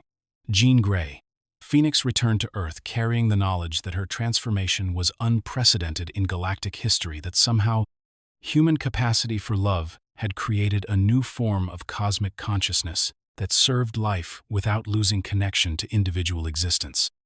The X-Men who welcomed her home found themselves changed by the experience as well. They had witnessed one of their own transcend human limitation while maintaining human values, had seen power beyond imagination guided by wisdom that grew from rather than despite emotional connection. "Jean," Scott said as they stood together on the mansion's grounds, watching Phoenix flames dance through the night sky like aurora made personal. "What happens now? How do we go back to fighting human-scale battles when you could reshape reality with a thought?" Her answer carried the weight of cosmic awareness filtered through very human understanding. "We remember that the universe is made of small moments as much as large forces, Scott. We discover that having the power to change everything doesn't mean we should change everything. We learn that the greatest strength sometimes lies in choosing restraint." Phoenix had been kindled by the cosmos, but she remained grounded in the love and loyalty that had defined Jean Grey since childhood. The force that could birth stars and destroy galaxies chose instead to protect a small blue world where people learned to dream of being better than they were. The age of cosmic consequences had begun, but it would be guided by human wisdom, human compassion, and the understanding that evolution meant not abandoning what made them human, but discovering what being human could become, when touched by forces larger than individual limitation. The dream had found its cosmic voice, and that voice spoke in accents of hope rather than judgment, of growth rather than dominance, of love that burned bright enough to illuminate the darkness between stars, while never forgetting the importance of the single candle flame that had first taught it how to shine. Dark Phoenix. Power, consequence. The Hellfire Club's mansion stood in the heart of Manhattan like a monument to corruption made manifest, its neoclassical architecture concealing chambers where wealth and influence converged with appetites that civilized society pretended not to acknowledge. Behind walls, lined with portraits of America's founding fathers, men and women who had inherited power rather than earned it, gathered to discuss acquisition and control with the casual brutality of apex predators dividing territory. Sebastian Shaw raised his crystal goblet of aged whiskey toward the chandelier that cast prismatic light across the club's inner sanctum, his black king costume reflecting a man who had learned to see human society as an elaborate chess game where only the rules of power mattered. Around the mahogany table, his fellow lords temporal nodded with the satisfied expressions of hunters who had identified perfect prey. "Gentlemen, ladies," Shaw began, his voice carrying the cultured tones of someone who had been educated to believe that breeding and wealth were equivalent to worth, "we have before us an opportunity that occurs perhaps once in a millennium. The Phoenix Force cosmic power beyond measure currently inhabits the body of a young woman whose emotional vulnerabilities make her susceptible to guidance." Emma Frost sat to his right, her white queen attire and telepathic abilities marking her as the club's premier expert in psychological manipulation. Her diamond-hard beauty concealed a mind that had learned to dissect human consciousness like a surgeon working with living tissue, finding the precise pressure points where influence could be applied for maximum effect. "Jean Grey believes herself to be in control of the Phoenix," Emma observed, her telepathic senses probing the edges of cosmic consciousness that burned like a second sun in the psychic landscape above Manhattan. "But control is an illusion when dealing with forces that predate human civilization. What she calls mastery, I call the calm before the storm." Donald Pierce, his cybernetic enhancements glinting in the candlelight, leaned forward with the predatory enthusiasm of someone who had replaced human limitation with technological advantage. "The question isn't whether we can manipulate Herets, whether we can survive the aftermath. Phoenix power has been known to sterilize entire star systems when properly motivated." But Shaw's confidence remained unshaken, built on decades of experience manipulating individuals whose abilities exceeded his own. "Power without corruption is merely potential, my friends. What we offer Miss Grey isn't destruction, it's liberation. Freedom from the moral constraints that prevent her from achieving her true potential." The plan they conceived that night was elegant in its psychological precision, designed not to break Jean's will but to convince her that breaking it herself was an act of enlightenment rather than surrender. They would offer her everything she thought she wanted: recognition, acceptance, the chance to use her abilities without restraint, while gradually shifting her understanding of what those abilities were for. The first contact came through Emma Frost's telepathic abilities, a gentle probe that touched Jean's consciousness during a moment of exhaustion and emotional vulnerability. The X-Men had just returned from a mission where Phoenix power had saved thousands of lives, but Jean found herself questioning whether her restraint had actually cost even more lives that she could have saved with less careful application of cosmic force. "You're troubled," Emma's mental voice whispered through psychic channels that felt like silk against Jean's cosmic awareness. "You have the power to reshape reality, yet you limit yourself to small gestures and careful interventions. Why do you deny yourself the full expression of your gifts?" Jean's response carried the weight of someone who had been grappling with questions that had no easy answers. "Because power without wisdom leads to tyranny. Because having the ability to change everything doesn't mean I should change everything. Because the X-Men taught me that strength serves others, not itself." And yet, Emma continued, her telepathic touch becoming more insistent, "How many die while you debate ethics? How many suffer while you exercise restraint? You could eliminate war, poverty, disease, inequality, all of it could end with a thought. But instead, you choose to maintain the status quo because it feels more comfortable than accepting responsibility for cosmic transformation. The seed of doubt, once planted, grew with alarming speed through Jean's consciousness. Emma Frost had identified the precise vulnerability that made Phoenix power dangerous, not corruption through evil, but corruption through the belief that unlimited good intentions justified unlimited action. The Hellfire Club's seduction was masterful in its subtlety. They invited Jean to elegant dinners where conversation turned to philosophy and social responsibility, where brilliant minds discussed the moral obligations that came with extraordinary ability. They introduced her to historians who spoke of civilizations that had collapsed because their leaders lacked the will to make hard decisions, to economists who explained how small interventions could create cascading improvements across global systems. "My dear Jean," Sebastian Shaw said during one such evening, his manner suggesting paternal concern rather than manipulation, "you carry the weight of cosmic responsibility while surrounding yourself with people who cannot understand the scope of what you face. How lonely it must be to possess wisdom that operates on galactic scales while being advised by individuals who think in terms of single lifetimes and local concerns." The isolation was real, and Emma Frost exploited it with surgical precision. Jean's teammates loved her, but they couldn't truly comprehend what it meant to perceive the suffering of billions simultaneously, to feel every injustice as personal pain, while being told that intervention would somehow make things worse. "They fear you," Emma whispered during their private telepathic conversations. "They fear what you could become, so they encourage you to remain what you were. But evolution means growth, Jean. It means accepting that yesterday's limitations don't apply to tomorrow's possibilities." The transformation began gradually. Subtle shifts in Jean's behavior that her teammates initially dismissed as natural adjustment to cosmic consciousness. She became more decisive in combat, less willing to accept casualties that Phoenix power could prevent. Her conversations carried new certainty about humanity's need for guidance. Her solutions favored direct intervention over patient diplomacy. Scott noticed first, because love made him sensitive to changes that others might overlook. "Jean," he said during one of their private moments, "you're different lately. More commanding. More certain that you know what's best for everyone." Her response carried Phoenix flames that flickered with dangerous intensity. "I've learned to trust my instincts, Scott." When you can perceive patterns across galactic history, local concerns start to seem less important than universal principles. The moment of true corruption came during what should have been a routine mission to stop a dictator whose policies were causing widespread starvation in his nation. The X-Men's traditional approach involved careful infiltration, precise strikes against military targets, and coordination with local resistance groups to minimize civilian casualties. But Jean, Phoenix had grown tired of elaborate strategies designed to avoid the use of power that could solve problems instantly.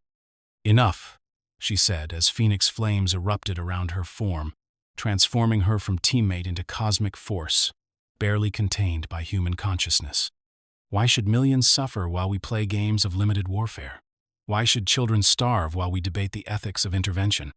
The dictator and his entire military command structure died in an instant, their consciousness simply extinguished by telepathic power that operated beyond any defensive capability they possessed. The nation's oppressive government collapsed in a single morning, replaced by Phoenix-guided reforms that eliminated poverty, corruption, and social inequality with efficiency that human political systems could never achieve. "Jean," Cyclops called over the comm system, his voice carrying horror that transcended tactical concerns, "you just committed genocide. You murdered hundreds of people without trial, without due process, without giving them any chance to surrender or reform." Phoenix turned to face him, her eyes reflecting stellar nurseries where new suns learned to burn, her voice carrying harmonics that spoke of civilizations rising and falling across cosmic time. "I eliminated obstacles to progress, Scott. Those men chose to be tyrants. I simply accepted their choice and acted accordingly. How many children are eating tonight because I was willing to do what needed to be done?" The philosophical divide that opened that day would prove impossible to bridge. Phoenix had crossed a line that separated intervention from domination, had chosen efficiency over ethics in ways that transformed her from protector into judge, jury, and executioner. The cosmic force that had once served life had begun to see individual lives as acceptable sacrifices for larger purposes. Emma Frost watched from a distance, her telepathic abilities monitoring Jean's psychological state with satisfaction that bordered on artistic appreciation. The transformation was proceeding exactly as planned, not through external corruption but through internal logic that justified increasingly extreme actions as necessary responses to cosmic responsibility. "You see how easy it becomes," Emma whispered, through private telepathic channels, "when you stop allowing sentiment to override necessity? This is what true power looks like when wielded by someone strong enough to accept its responsibilities." The breaking point came during a confrontation with an alien armada that threatened Earth with what its commanders claimed was inevitable conquest. Traditional X-Men tactics would have involved complex negotiations, careful analysis of alien motivation, attempts to find diplomatic solutions that avoided large-scale conflict. Phoenix chose a different approach. The Debari star system died in an afternoon, its primary star detonating with carefully controlled nuclear force that reduced 5 billion intelligent beings to component atoms while leaving their technological infrastructure intact for study. Phoenix power, channeled through human consciousness that had learned to see opposition as obstacle rather than difference of opinion, had committed genocide on an interstellar scale. "They would have destroyed Earth," Jean explained to her horrified teammates as Phoenix flames danced around her form like Aurora made personal. "Their invasion fleet carried weapons designed to sterilize planetary surfaces. I simply applied their own logic more efficiently than they were prepared to do." But the justification felt hollow even as she spoke it. Somewhere in the depths of her consciousness, the Jean Grey, who had learned to value individual life above collective efficiency, screamed in protest at what she had become. The Phoenix Force, freed from the moral constraints that had once guided its application, reveled in the pure expression of cosmic purpose without limitation. The trial that followed took place on the blue area of the Moon, where Shi'ar technology created an environment suitable for cosmic-level judicial proceedings. Lilandra and the Imperial Guard had returned not as observers but as executioners, carrying weapons designed specifically to contain and eliminate Phoenix-level threats. Jean Grey, Lilandra announced as solar winds carried her words across the lunar landscape. "You have been found guilty of crimes against sapient life on a galactic scale. The Phoenix Force, as channeled through your consciousness, has demonstrated that human emotion corrupts rather than guides cosmic power. You must be eliminated before your corruption spreads beyond containment." The battle that followed shook the Moon's surface with forces that bent space-time around their collision points. Phoenix power, no longer restrained by human moral limitations, clashed with Shi'ar technology that had been designed by civilizations who understood exactly what uncontrolled cosmic entities could accomplish. But in the moment when victory seemed assured, when Phoenix flames burned bright enough to challenge the sun itself, something unprecedented happened. The Jean Grey consciousness that had been buried beneath cosmic corruption found one last moment of clarity, one final instant where human love proved stronger than galactic logic. She saw Scott through Phoenix flames, saw her teammates fighting desperately to save her from herself, saw the fear and grief in Xavier's eyes as he realized that his student had become something that threatened everything he had worked to build.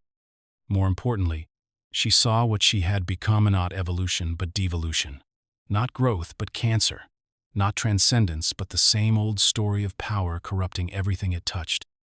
"I remember," Jean whispered, as Phoenix flames began to turn inward, cosmic force redirected toward the consciousness that wielded it.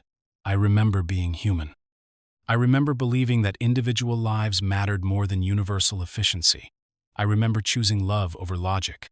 The sacrifice that followed was both ending and beginning, death and rebirth compressed into a single moment of cosmic resolution." Phoenix power, rather than being destroyed, chose to withdraw from a consciousness that had proven itself capable of both transcendence and corruption, wisdom and blindness, creation and destruction. Jean Grey died on the blue area of the Moon, her body consumed by flames that had once promised salvation but delivered only the eternal struggle between power and responsibility. But her death carried a message that echoed across galactic civilization, that consciousness could choose its own evolution, that even cosmic forces could be guided by wisdom rather than mere strength. The X-Men who carried her body home found themselves forever changed by witnessing the ultimate expression of mutation's double-edged promise. Power could transcend human limitation, But transcendence without humanity led inevitably to tyranny disguised as enlightenment. She chose to die, rather than become what her power was turning her into, Scott said as they stood around Jean's grave in the mansion's memorial garden. She chose love over logic, sacrifice over survival, humanity over cosmic purpose. Professor Xavier's eulogy carried the weight of someone who understood that they had witnessed not just personal tragedy but cosmic lesson. Jean Grey showed us that evolution means more than acquiring new abilities. It means learning to use those abilities in service of principles that transcend individual existence. She became Phoenix to save us, and she chose to die to save us again. Her legacy isn't the power she wielded, but the wisdom she demonstrated when she chose to lay that power down. The empty space where Jean had stood would haunt the X-Men for years to come, a reminder that their greatest strength, their commitment to using power responsibly, was also their greatest vulnerability in a universe where unlimited force often masqueraded as unlimited good. The age of cosmic consequences had claimed its first victim, but the lesson burned bright enough to illuminate the darkness that followed. That power without conscience was not strength but weakness, that evolution without ethics was not progress but regression, and that sometimes the greatest victory was knowing when to stop fighting.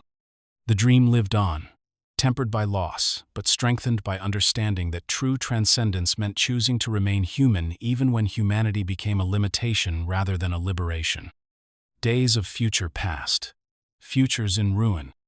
The year 2013 existed as a wound in time itself, a timeline where humanity's fear had crystallized into industrial-scale genocide and the dream of coexistence had been replaced by the machinery of extinction. From the atmospheric processors that scrubbed mutant pheromones from the air to the massive detention facilities that stretched across what had once been called the American Northeast, the world had been redesigned around a single, terrifying principle: the systematic elimination of Homo superior as a threat to human dominance. Catherine Pride pressed her intangible form against the corrugated steel walls of Concentration Camp 14. Her phase-shifting abilities, the only thing that allowed her to move unseen through a facility designed to contain and process the surviving members of her species. At 35, she carried scars that told the story of a war that had never officially been declared: radiation burns from Sentinel energy weapons, surgical marks from experiments designed to map and neutralize mutant genetics, the hollow look of someone who had watched most of her friends die in service of a dream that history had judged naive. The camp sprawled across several square miles of what had once been upstate New York, its geometric precision speaking to the efficiency with which humanity had learned to industrialize hatred. Massive concrete blocks housed processing centers where mutants were cataloged, studied, and marked for disposal, according to threat assessments generated by artificial intelligence systems that had evolved beyond human oversight. Between the buildings, automated sentinels patrolled with mechanical patience, their sensors calibrated to detect even the smallest manifestation of the X gene. Kate's mission was simple in concept, impossible in execution: travel 30 years into the past and prevent the assassination that had triggered humanity's final solution to the mutant problem. The temporal displacement device hidden in her cell block was a jury-rigged combination of stolen Sentinel technology and mutant abilities. Its success depended on precision that admitted no margin for error. But first, she had to survive another day in a world where survival was a form of resistance. The morning alarm echoed across the compound with metallic authority, its harmonics designed to disrupt telepathic abilities while maintaining the sleep deprivation schedule that kept prisoners psychologically vulnerable. Kate solidified her form and joined the stream of shuffling figures that emerged from the dormitory blocks, each person wearing the distinctive color-coded uniforms that marked their genetic classification and threat level. Yellow uniforms designated baseline humans who had been identified as mutant sympathizers or political dissidents. Blue uniforms marked individuals with minor manifestations of the X gene-enhanced strength, limited telepathy, cosmetic mutations that posed no significant threat to human authority. Red uniforms were reserved for mutants whose abilities had been classified as potentially dangerous but manageable through pharmaceutical suppression and surgical intervention. Kate wore black, the designation reserved for individuals whose powers required immediate termination. The fact that she had survived this long in a black uniform was testament to abilities that the camp's classification system couldn't adequately process. Her phasing power allowed her to avoid detection during the daily genetic scans, slipping through sensor arrays while maintaining just enough tangible mass to register as present during roll call. But every day brought new risks, new tests, new opportunities for the system to discover that prisoner 147201 was something more dangerous than her file indicated. "Attention prisoners," the loudspeaker crackled with the artificial clarity of computer-generated speech. "Today's work assignments have been posted in accordance with your genetic classifications and behavioral assessments. Non-compliance will result in immediate processing. Compliance will be noted in your permanent record." The permanent record was a euphemism that made Kate's stomach clench with remembered grief. In the early days of the camps, prisoners had believed that good behavior and useful labor might lead to eventual release. Experience had taught them that the only thing worse than being processed immediately was being kept alive long enough to watch others die first. She made her way to Assignment Block C, where her engineering background had earned her a position maintaining the camp's power grid. The irony was sharp enough to taste using her technical knowledge to keep operational the very systems designed to ensure her eventual destruction. But the position gave her access to areas of the facility that most prisoners never saw, and access meant opportunity. The work detail consisted of 6 individuals whose abilities made them useful for infrastructure maintenance, while their psychological profiles suggested minimal risk of organized resistance.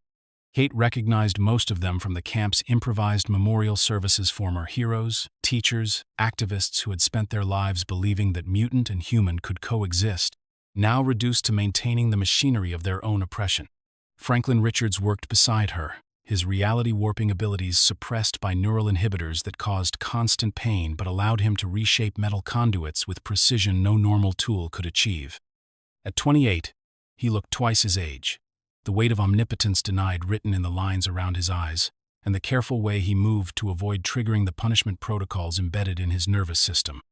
"Kate," he whispered, as they worked on a power coupling deep in the facility's basement levels, "the temporal device is almost ready. Rachel thinks she can maintain the psychic link across 3 decades, but the power requirements." He gestured helplessly at the massive electrical grid that surrounded them. Rachel Summers, the daughter Scott and Jean never had in this timeline. Born from the genetic manipulation experiments that had preceded the systematic extermination, crouched in the shadows beyond the surveillance sensor's range. Her telepathic abilities had been damaged by drugs and surgical intervention, but enough remained to establish the psychic anchor that would guide Kate's consciousness back through time. "The connection won't last long," Rachel said, her voice carrying the hollow quality of someone whose mind had been repeatedly invaded and violated by humanity's most skilled interrogators. "Maybe minutes before the paradox effects start causing temporal fractures. You'll have one chance to change the past, and if you fail..." She didn't need to complete the sentence. They all understood what failure meant, not just their own deaths, but the confirmation that this timeline represented inevitable destiny rather than preventable tragedy. If the past couldn't be changed, then every atrocity they had witnessed was fixed in time. Every friend they had lost had died in service of a future that was always meant to be. The assassination that had triggered humanity's final solution had taken place on October 31, 1981, when Senator Robert Kelly was scheduled to announce his support for the Mutant Registration Act before a joint session of Congress. The Brotherhood of Mutants, led by a future version of Mystique whose methods had grown increasingly radical as anti-mutant sentiment escalated, had planned a strike designed to eliminate Kelly and his political allies in a single, devastating attack. But the assassination had gone wrong in ways that transformed a political murder into a massacre that claimed hundreds of lives and provided justification for every fear-mongering prediction about mutant violence. Instead of a surgical strike, the Brotherhood's assault had become a rampage that left the Capitol building in ruins and gave humanity's extremists exactly the proof they needed that coexistence was impossible.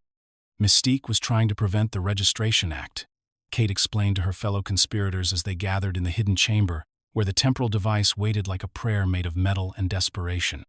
But her attack convinced the world that mutants couldn't be controlled through legislation, that they needed to be eliminated entirely. The irony was bitter enough to taste. In trying to prevent oppression, the Brotherhood had created the justification for genocide. In fighting against registration, they had provided evidence that registration wasn't enough. In attempting to preserve mutant freedom, they had ensured mutant extinction. The temporal displacement began at midnight, when the camp's security systems underwent their daily maintenance cycle, and surveillance would be reduced for exactly 17 minutes. Kate lay back in the improvised transfer cradle, her consciousness already beginning to feel the strange disconnection that came from existing partially outside normal time flow. "Remember," Rachel said as psychic energy built around them like storm clouds gathering for cosmic thunder, "you're not trying to prevent the assassination attempt. You're trying to ensure it succeeds without becoming a massacre. Kelly has to die, but cleanly, precisely, in a way that makes him a martyr for coexistence rather than a victim of mutant terrorism." The transfer felt like dying and being born simultaneously. Kate's consciousness stretched across 3 decades of historical development, while her body remained trapped in a future that might cease to exist if her mission succeeded. She felt her adult awareness compressing into her 13-year-old frame, cosmic knowledge cramming itself into a mind that was still learning basic algebra and wondering whether Bobby Drake might notice her at the school dance.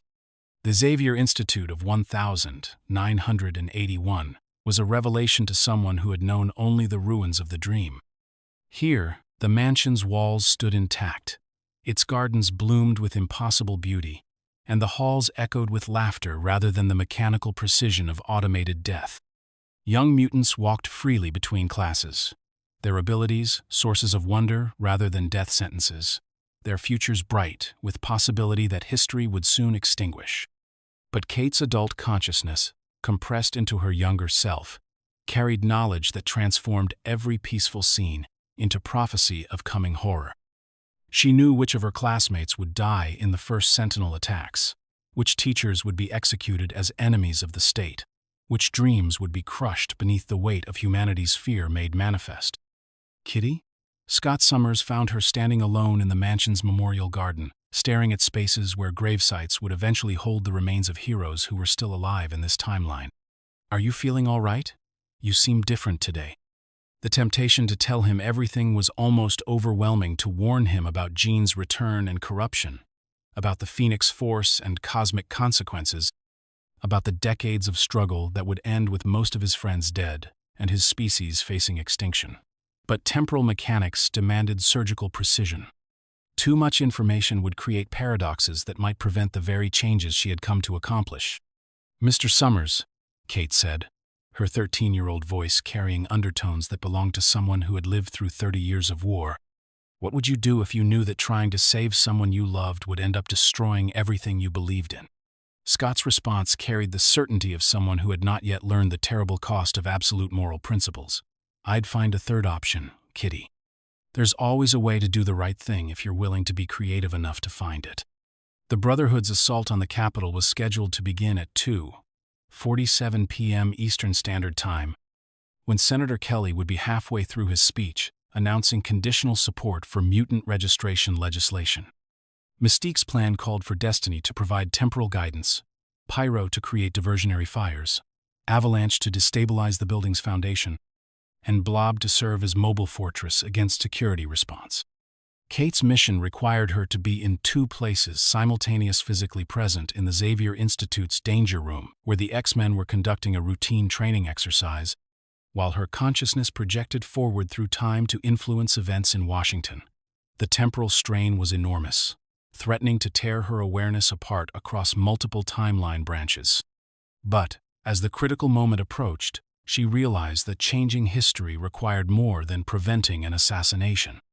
It demanded understanding why that assassination had been necessary in the first place, and finding ways to achieve its political goals without triggering the humanitarian catastrophe that followed. Senator Kelly's speech, as delivered in the original timeline, had been a masterpiece of political calculation supporting mutant registration while appearing to champion mutant rights, creating legal frameworks that seemed protective while establishing precedents for systematic oppression. His death had made him a martyr for human-mutant cooperation, while his legislation became the foundation for persecution. Kate's intervention took the form of telepathic suggestion channeled through Rachel's psychic link across 30 years of temporal interference, not controlling Kelly's words, but influencing his understanding, helping him see the implications of legislation that seemed reasonable but created infrastructure for genocide. "My fellow Americans," Kelly said as Kate's future knowledge guided his present words. "I stand before you today to announce that the Mutant Registration Act, as currently written, represents a fundamental betrayal of the constitutional principles that define our nation. We cannot preserve freedom by restricting it, cannot protect democracy by undermining the rights of any American citizen." The speech that followed was everything Xavier had dreamed of: human political leader who recognized mutant rights as human rights, who understood that genetic difference was not justification for legal discrimination. Kelly announced his opposition to registration legislation while proposing alternative frameworks based on education, integration, and mutual understanding.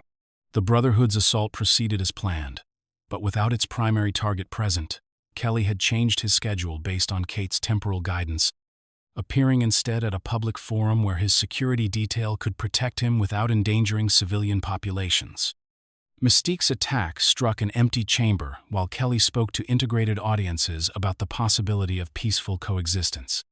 But temporal mechanics demanded balance. If Kelly lived when he should have died, if registration legislation failed when it should have passed, the timeline would require compensatory adjustments that might prove even more catastrophic than the original sequence of events. The solution came from an unexpected source: Magneto himself, who had been monitoring the Brotherhood's activities with growing concern about their increasingly radical methods. Eric's intervention transformed what should have been an assassination into a dramatic rescue, with the Master of Magnetism appearing to save Senator Kelly from his own former allies, while demonstrating that not all mutants supported terrorist tactics. "Senator Kelly," Magneto said as his magnetic fields protected the politician from Mystique's desperate attack, "you have chosen to stand with those who believe in peaceful coexistence rather than those who profit from division. Perhaps there is hope for your species after all." The political implications were staggering. Instead of a martyred champion of registration, Kelly became a living symbol of human-mutant cooperation. Instead of evidence that mutants couldn't be trusted, the Brotherhood's failed attack provided proof that the mutant community policed its own extremists. Instead of justification for oppressive legislation, the incident created momentum for educational initiatives and integration programs. Kate felt the timeline shifting around her consciousness like a river changing course, future possibilities rearranging themselves in response to alterations that cascaded forward through decades of historical development. The concentration camps flickered like mirages in desert heat, their existence becoming uncertain as the political foundations for their construction crumbled across multiple probability streams. But temporal displacement demanded payment in more than just psychic energy. Kate's consciousness, stretched across 30 years and multiple timeline branches, began to fracture under stresses that no human mind had been designed to endure. She felt herself dissolving across temporal streams, her adult awareness scattering like leaves in a cosmic wind, while her 13-year-old identity struggled to maintain coherence. "Rachel," she called across the psychic link that connected past and future. "Something's wrong. The timeline's changing, but I can feel myself disappearing. If the future where I learned to time travel doesn't exist anymore, how can I have traveled back to prevent it?" Rachel's response came like lighthouse signals through temporal fog. "Paradox cascade, Kate. You've succeeded too well. The future you came from is becoming impossible, which means your ability to have changed it becomes paradoxical. Hold on to the core mission. Focus on what matters most." What mattered most was not the preservation of any specific timeline, but the principle that choices could reshape destiny, that the future was not fixed but fluid, that consciousness could evolve beyond the limitations of linear time. Kate's sacrifice, the dissolution of her timeline-displaced identity, served a purpose larger than individual survival. As her consciousness finally snapped back to its proper temporal location, Kate Pride of 1981 found herself in the danger room, with only fragmentary memories of experiences that belonged to someone 30 years older. But those fragments carried emotional weight that transcended specific information. The knowledge that choices mattered, that small actions could have cosmic consequences, that the future was worth fighting for even when victory came at prices too high to calculate. "Kitty?" Scott's voice reached her through the disorientation of temporal displacement. "You've been standing there for 10 minutes without moving. What's wrong?" She looked around at her teammates, young, hopeful, unaware of the futures that had been prevented by actions they would never know they had taken. Storm practiced weather control with precision that would one day guide global climate systems. Colossus lifted weights that would prepare him for battles against forces that no longer had reason to exist. Nightcrawler teleported through obstacle courses while laughing with joy that would survive every test the world could devise. "Nothing's wrong, Mr. Summers," Kate said, her voice carrying certainty that belonged to someone who had seen the worst possible future and helped ensure it would never come to pass.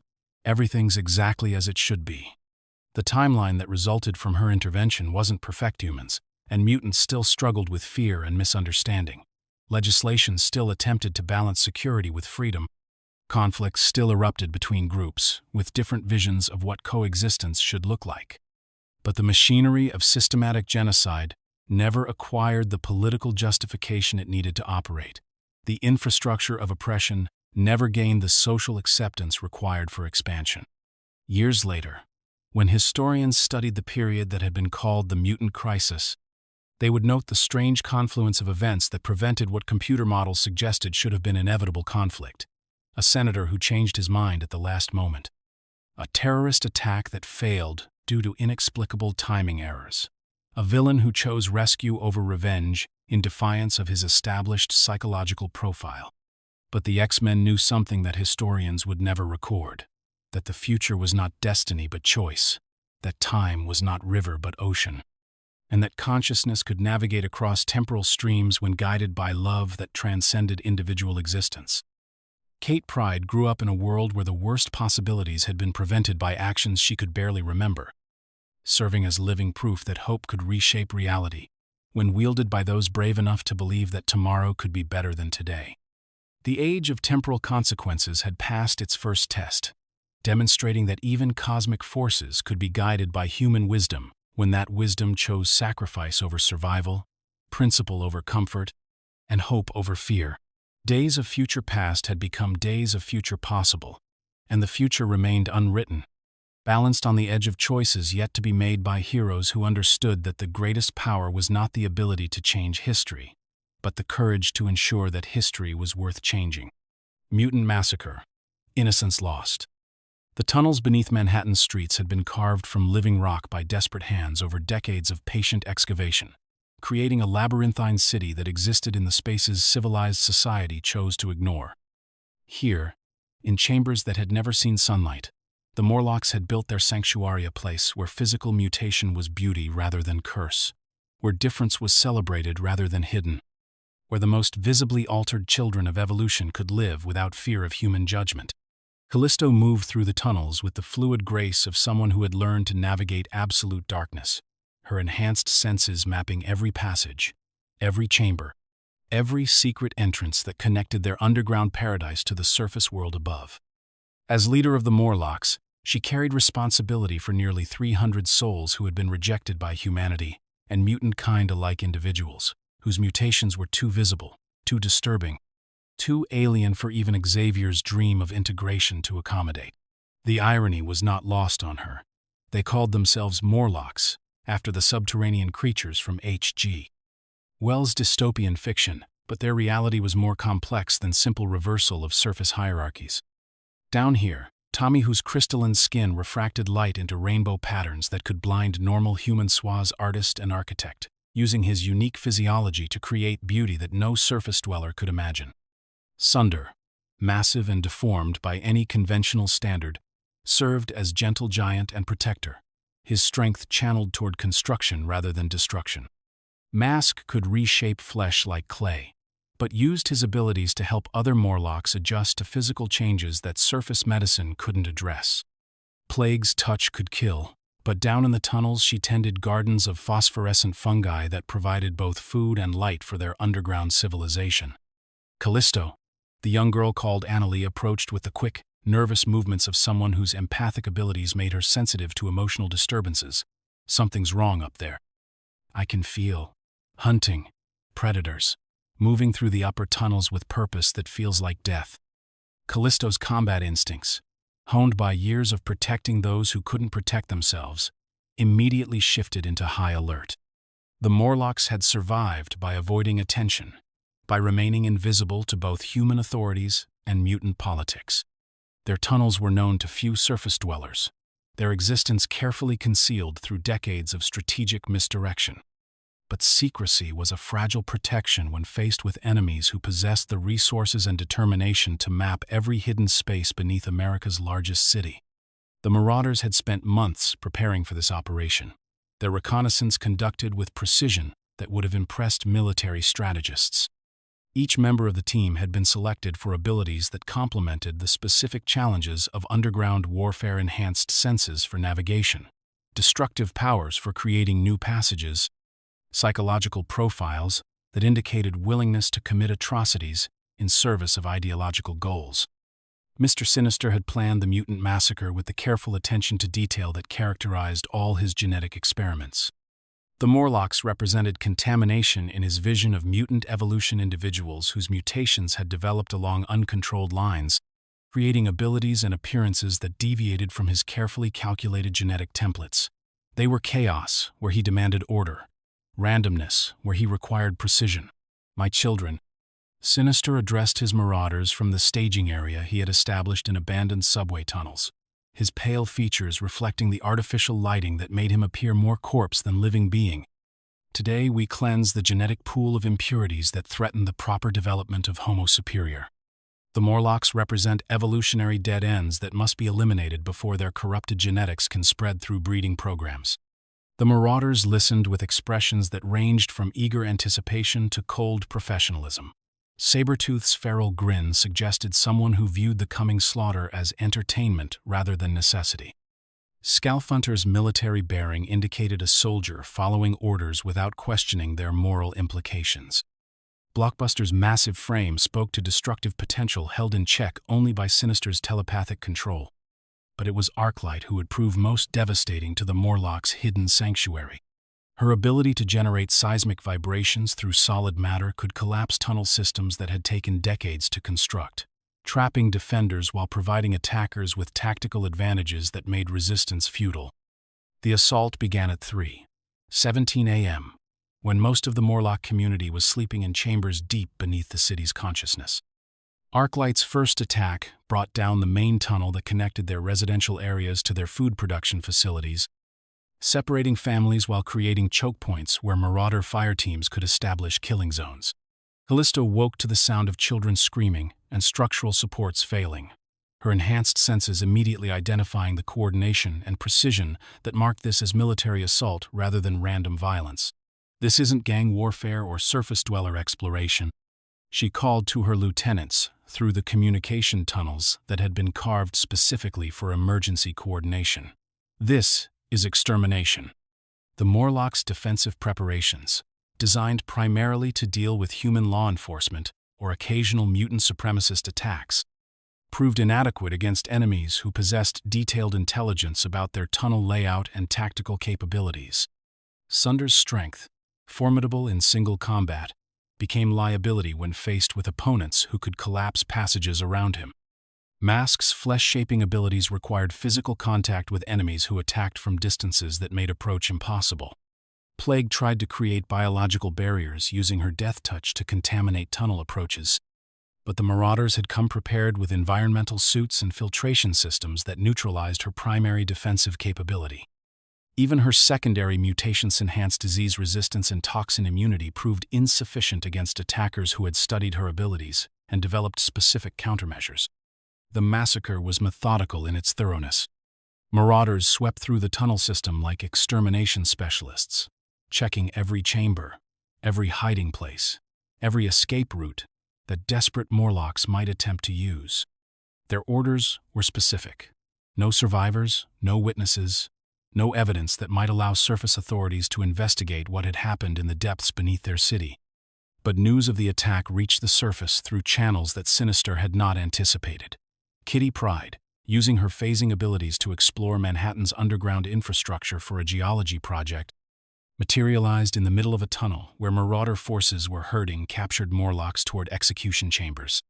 Her intangible form made her invisible to their sensors, but her human compassion made remaining hidden impossible when faced with systematic murder. The X-Men's response was immediate but insufficient. By the time they reached the tunnel entrances, the Marauders had been at work for nearly 2 hours, their systematic approach having eliminated most of the Morlock community's defensive capabilities. Storm's weather control was useless in enclosed spaces. Colossus's strength couldn't protect against enemies who could bring down entire tunnel systems. Wolverine's healing factor made him nearly indestructible, but he couldn't be everywhere at once when the killing was happening across miles of underground passages. Nightcrawler's teleportation abilities made him the most effective X-Man in the cramped tunnel environment, allowing him to materialize behind Marauder positions and evacuate small groups of survivors. But each rescue required split-second timing and precise coordination, and there were so many who needed saving that even superhuman speed felt inadequate against the scope of the massacre. Warren. Storm called through the comm system as she attempted to create air currents that would carry toxic gases away from Morlock hiding places. Can you reach Callisto's position? She's trapped in the central command chamber with maybe 30 survivors. Angel's response came through static generated by underground interference. Negative. Storm. The tunnels are too narrow for flight, and the Marauders have collapsed most of the access routes. I'm trying to evacuate wounded from the outer chambers, but there are so many. The tactical situation was hopeless, and every X-Man understood it. They were trying to conduct rescue operations in an environment that favored their enemies against opponents who had prepared specifically for this confrontation, while the heroes responded with whatever equipment and strategies they happened to have available. But the true horror of the mutant massacre wasn't tactical, it was personal. These weren't anonymous enemies or cosmic threats that could be fought without moral complexity. These were neighbors, community members, individuals whose only crime was being too different for surface society to accept. Kitty Pryde found herself in the deepest chambers, where Morlock children had been hidden in spaces too small for adult Marauders to access. Her phasing abilities allowed her to reach survivors that conventional rescue methods couldn't save, but each successful evacuation revealed 10 others who hadn't been reached in time. Please. A young boy whose mutation had given him scales instead of skin whispered as Kitty carried him toward safety. My sister's still down there. In the crystal cave where the pretty lights live. She's only 6, and she gets scared in the dark. The crystal cave was 3 levels down, accessible only through passages that Arclight had collapsed in the initial assault.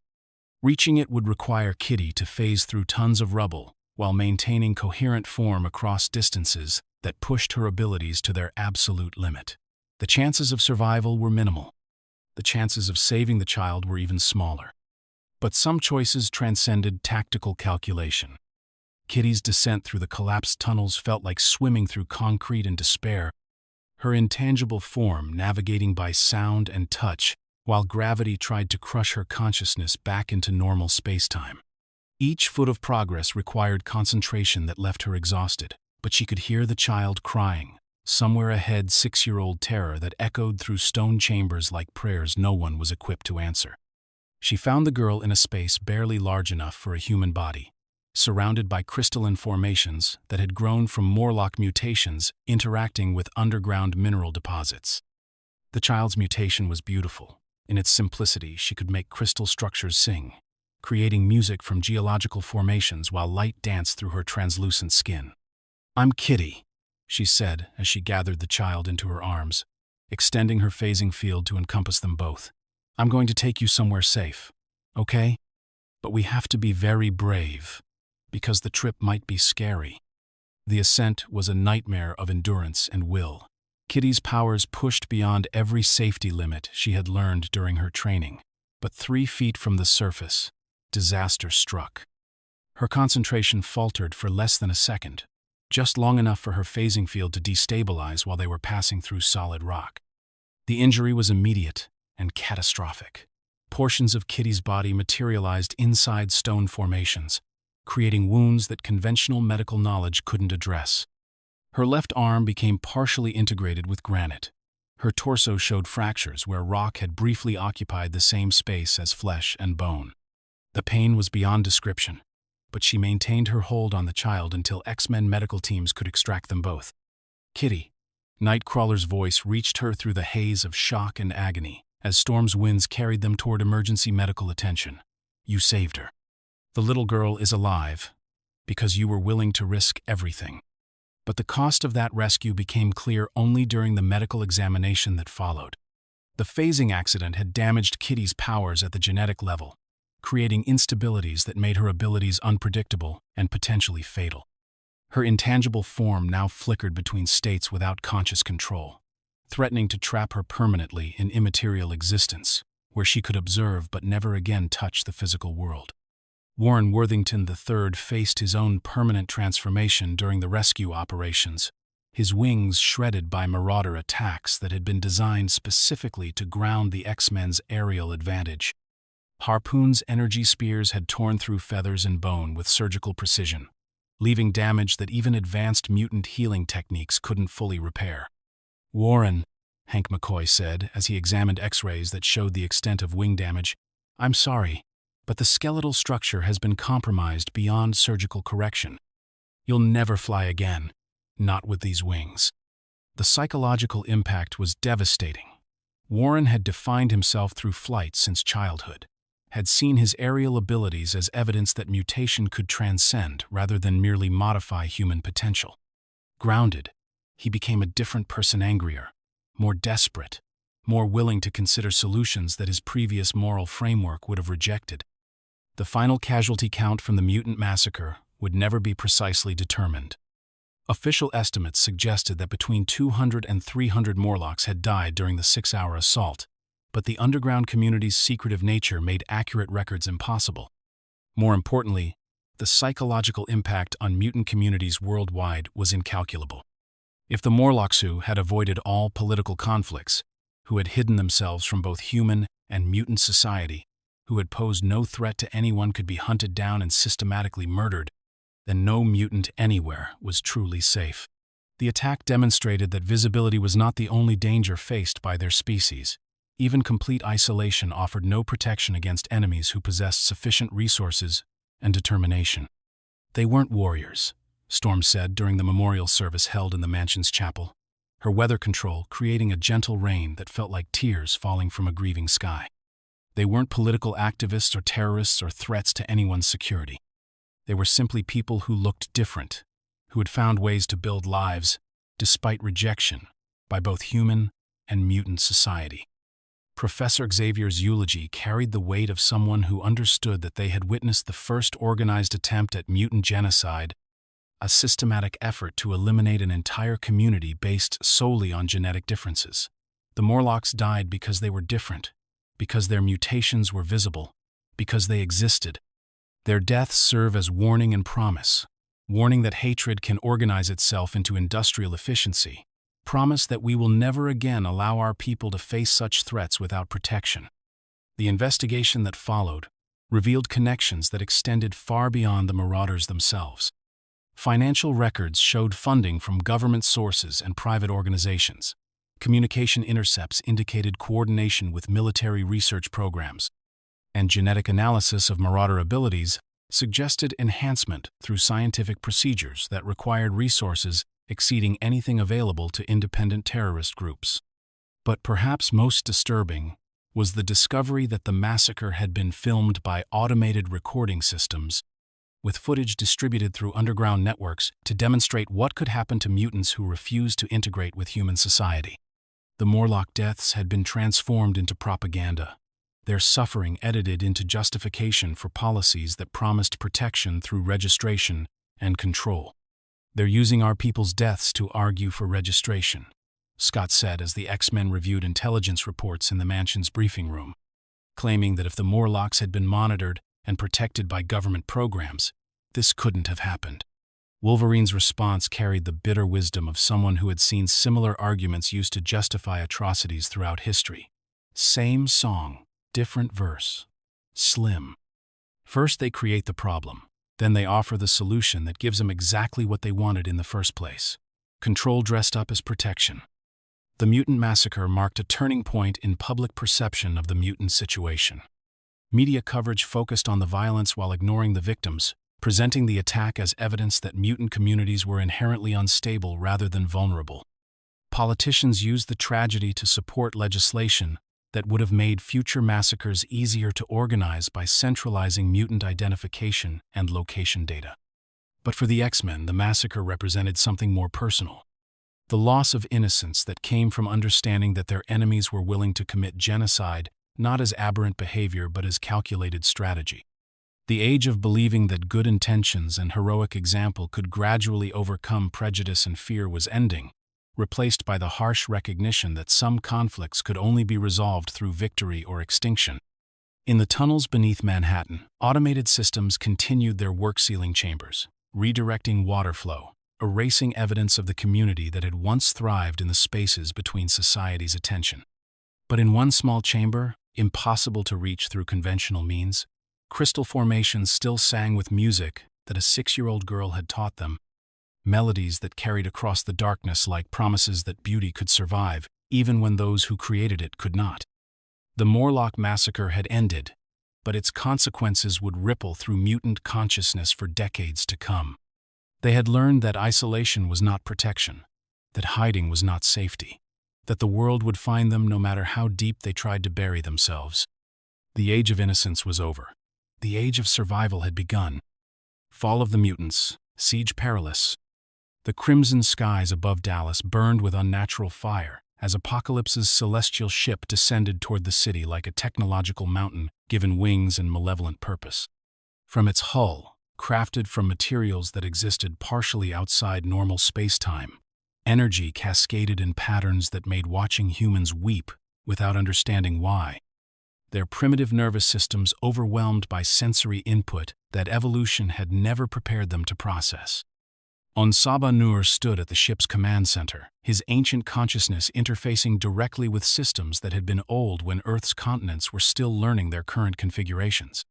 4 millennia of existence had taught him patience that transcended human understanding.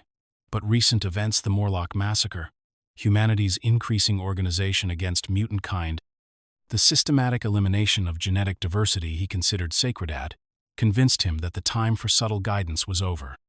The weak have grown bold in their mediocrity, Apocalypse announced to his 4 horsemen, his voice carrying harmonics that resonated through the ship's living metal structure. They multiply like bacteria, consuming resources while contributing nothing to evolutionary progress. Today, we remind this world what survival of the fittest truly means. The horsemen who surrounded him represented his vision of mutant potential refined to its absolute pinnacle.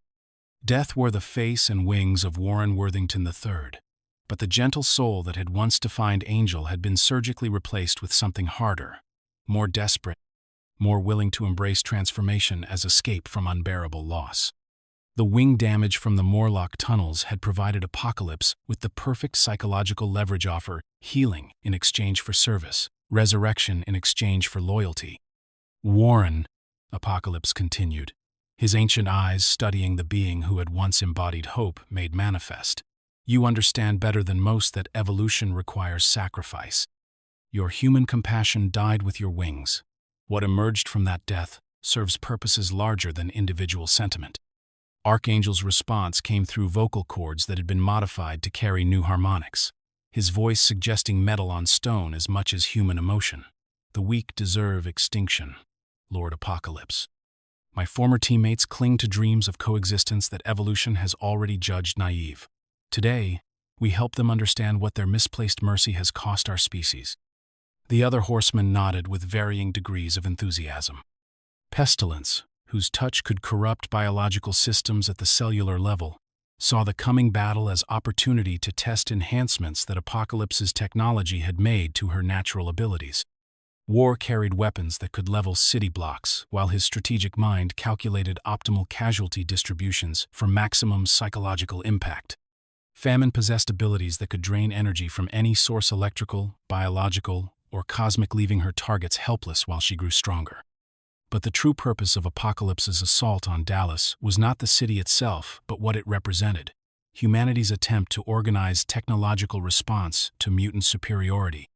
Hidden beneath the city's downtown district, military researchers had been developing next-generation Sentinel technology, creating adaptive robots that could learn and evolve in real time rather than relying on pre-programmed responses to mutant abilities.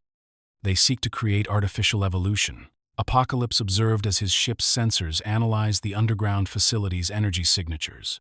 Mechanical mimicry of natural selection.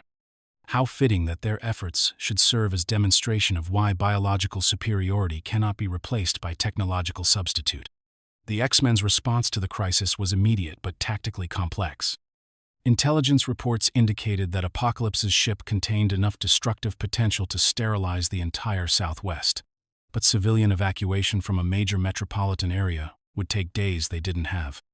Worse, Archangel's presence among the Horsemen created emotional complications that threatened to undermine team coordination at precisely the moment when strategic clarity was most essential. "Warren's not our enemy," Scott insisted during the emergency briefing aboard their modified Blackbird, though his voice carried doubt that tactical analysis couldn't dismiss. "Whatever Apocalypse has done to him, there has to be some trace of the man we knew, some way to reach him." Wolverine's response cut through sentiment with adamantine precision. "Kid's been turned, Psych. I can smell the changes from here: surgical modifications, psychological conditioning, genetic alteration that goes right down to the cellular level. The Warren we knew died in those tunnels. What's flying around in his body is something else entirely." Storm's weather senses detected atmospheric disturbances that suggested reality itself was being strained by the celestial ship's presence above Dallas. "The energy patterns are unlike anything in my experience," she reported, as lightning flickered between her fingers in response to electromagnetic fields that bent physics around their sources. "Whatever technology Apocalypse is using, it's affecting weather systems across 3 states." The battle that followed was less military engagement than evolutionary demonstration, with Apocalypse using the conflict to illustrate principles that he believed humanity was incapable of learning through gentle instruction. His horsemen struck with precision designed to maximize strategic impact, while minimizing casualties that might generate sympathy for human resistance. Archangel's assault on the underground research facility was surgical in its effectiveness. His transformed wings, now composed of organic metal that could reshape itself for aerodynamic efficiency or weapons deployment, carried him through defensive systems that had been designed to counter traditional aerial threats. Security forces found themselves facing an opponent who combined angelic appearance with predatory instincts, whose enhanced physiology allowed him to survive weapons that would have killed his previous incarnation. The Sentinel prototypes that emerged to defend the facility represented humanity's latest attempt to create artificial evolution robots whose adaptive programming could analyze mutant abilities in real time and develop countermeasures within seconds of initial contact. But their technology, impressive by human standards, was primitive compared to systems that Apocalypse had been refining for millennia. Observe. Apocalypse's voice carried across the battlefield through speakers that manifested from his ship's hull like technological flowers. How quickly their mechanical evolution reaches its limitations. These machines can adapt to known parameters, but they cannot transcend the imaginations of their creators. His demonstration was devastating in its efficiency. Each sentinel that approached the celestial ship found its adaptive programming overwhelmed by energy signatures that operated according to principles their designers had never encountered. Weapons that should have adjusted to counter incoming attacks instead began targeting each other, their artificial intelligence systems corrupted by exposure to technologies that predated human civilization. The X-Men's intervention came through multiple vectors, each team member approaching the crisis from different tactical angles, while coordinating through telepathic links that Storm maintained, despite electromagnetic interference from Apocalypse's ship. Cyclops led a direct assault on the Horsemen, his optic blasts providing covering fire while his teammates attempted to reach Warren's position. "Angel," Scott called across the smoke and chaos of downtown Dallas, his voice carrying desperation that tactical training couldn't suppress. "This isn't you. This isn't what you chose to become. Remember who you were before the pain, before the transformation. Remember what you believed in." Archangel's response came through wings that spread like metallic death above the city streets, his voice carrying new harmonics that suggested metal grinding against bone. "I remember weakness, Scott. I remember believing that mercy was strength, that compassion was wisdom. But Apocalypse showed me the truth, that evolution demands sacrifice, that the strong serve the future, while the weak serve only themselves." The aerial combat that followed was poetry written in violence and betrayal. Two former friends locked in conflict that represented broader philosophical divisions within mutant society. Scott's optic blasts could damage Archangel's metallic wings, but Warren's enhanced speed and transformed physiology allowed him to attack from angles that conventional training hadn't prepared the X-Men to counter. But the true battle was not between individual combatants, it was between competing visions of what mutation meant and what responsibilities came with genetic gifts. Apocalypse's philosophy of survival through strength clashed with Xavier's dream of growth through cooperation, while the city of Dallas served as unwilling laboratory for testing which approach could better serve evolutionary necessity. Wolverine's assault on the celestial ship required him to fight through defensive systems that had been designed by intelligences that understood warfare on cosmic scales. His adamantium claws could penetrate the ship's hull, but each breach triggered automated repair systems that sealed wounds while releasing energy patterns designed to disrupt biological function at the cellular level. "Logan?" Storm's voice reached him through the comm system as she struggled to maintain weather control against atmospheric disturbances that bent natural law around their sources. "Whatever you're planning, do it fast. The ship's energy output is affecting weather patterns across the entire continent." Wolverine's response was characteristically direct. "I'm gonna gut this thing from the inside, Storm. Just give me 30 seconds to find whatever passes for its brain." The ship's interior was a maze of organic technology and crystalline computing systems, passages that reshaped themselves according to purposes that human consciousness couldn't adequately process. But Logan's enhanced senses guided him toward the command center, where Apocalypse waited with patience that encompassed geological timeframes. "Logan," Apocalypse said without turning from the displays that showed him the battle's progress across multiple dimensional spectrums, "you arrive precisely when tactical necessity demands. How fitting that one of my oldest experiments should witness the culmination of evolutionary philosophy made manifest." The revelation was delivered with casual cruelty. Logan's adamantium skeleton, the source of his greatest strength and deepest trauma, had been Apocalypse's work. The procedures that had nearly driven him insane, the memory loss that had fractured his identity, the transformation from man into living weapon, all of it had been orchestrated by an intelligence that saw individual suffering as acceptable cost for advancing mutant evolution. "You made me into this," Logan growled, his claws extending toward an enemy who represented every nightmare he had ever experienced about the loss of human agency to forces beyond comprehension or resistance. "I enhanced what you already were," Apocalypse corrected, his ancient features showing something that might have been pride in the craftsmanship he had achieved. "You were already a killer, Logan. I simply gave you tools worthy of your natural talents. The question is whether you will use those tools to serve evolution or sentiment." The fight that followed was brief and decisive, not because either combatant lacked strength or determination, but because Wolverine finally understood what victory required. Defeating Apocalypse was impossible. The ancient mutant's technology could repair any damage. His consciousness could transfer between multiple host bodies. His resources extended across timescales that made individual battles irrelevant. But disrupting his current plan was achievable, if Logan was willing to pay prices that went beyond physical injury.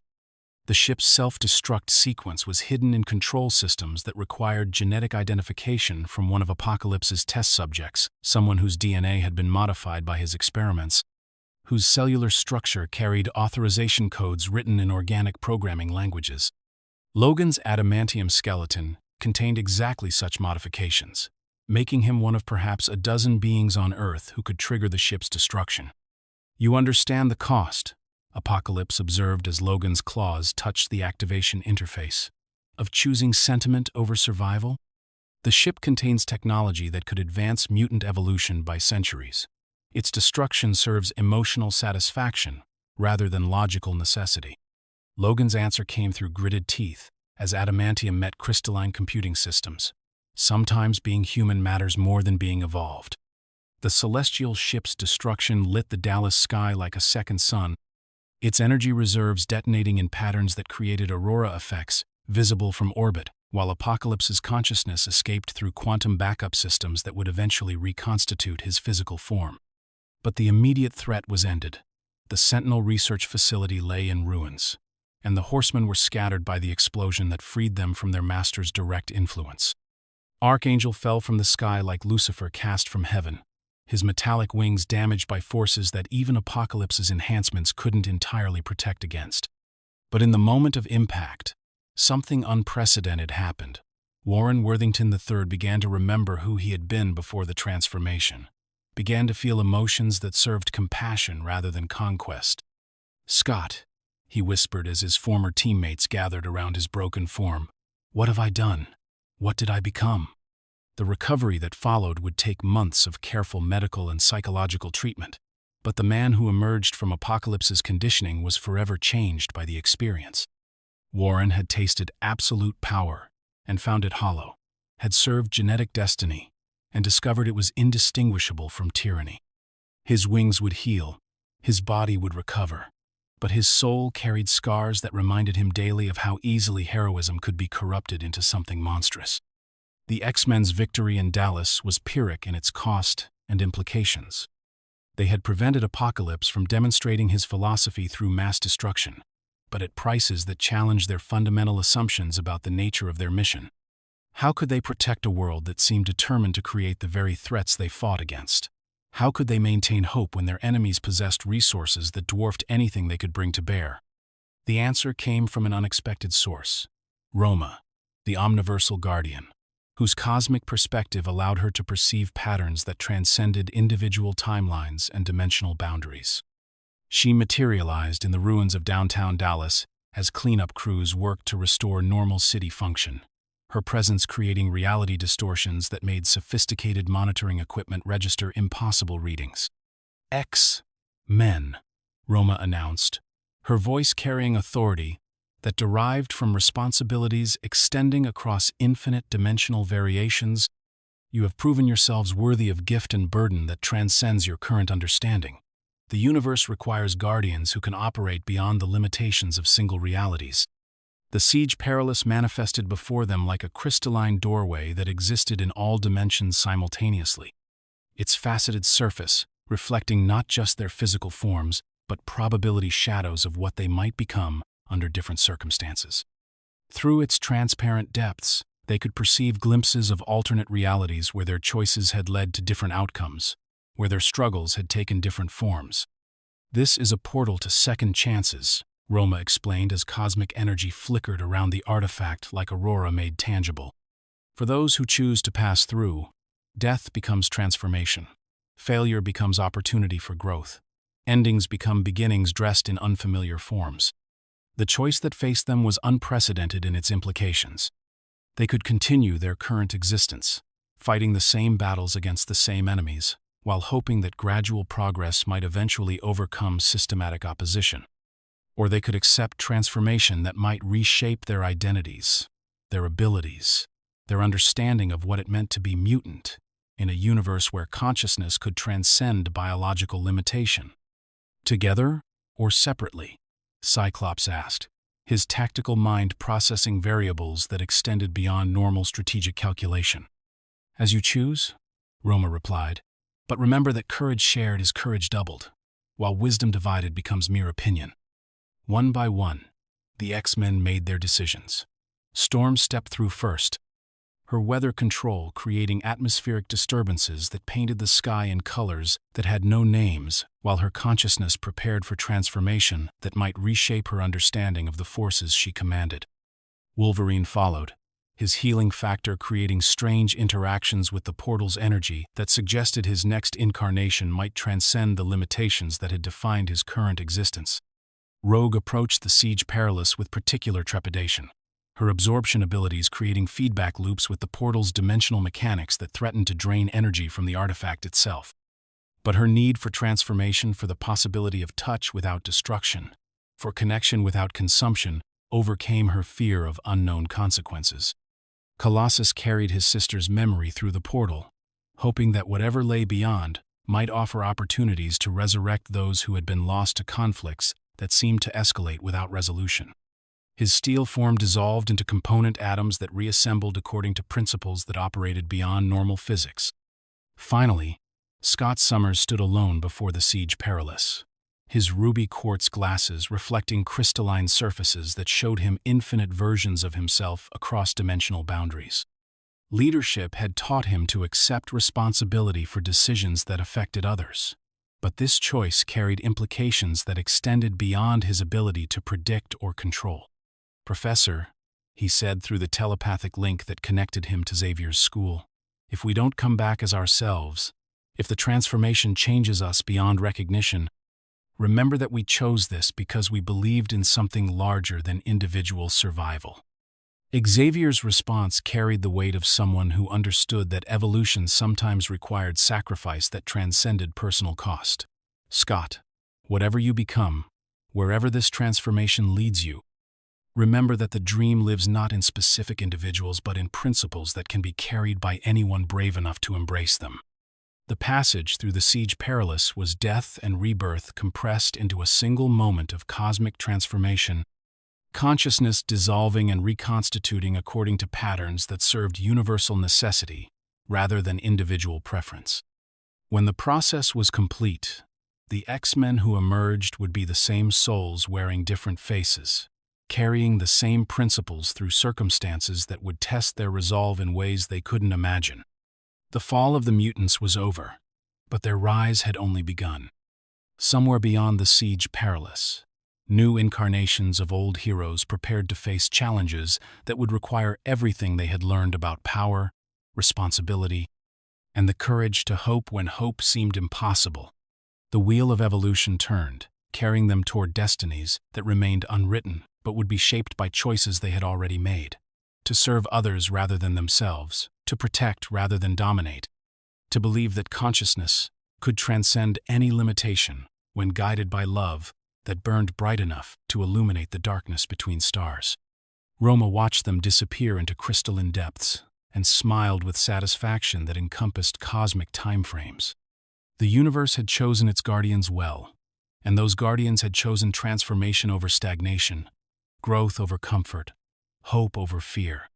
The age of second chances had begun, and with it, the understanding that evolution was not destination but journey, not achievement but process, not answer but eternal question that consciousness would spend eternity learning to ask more wisely.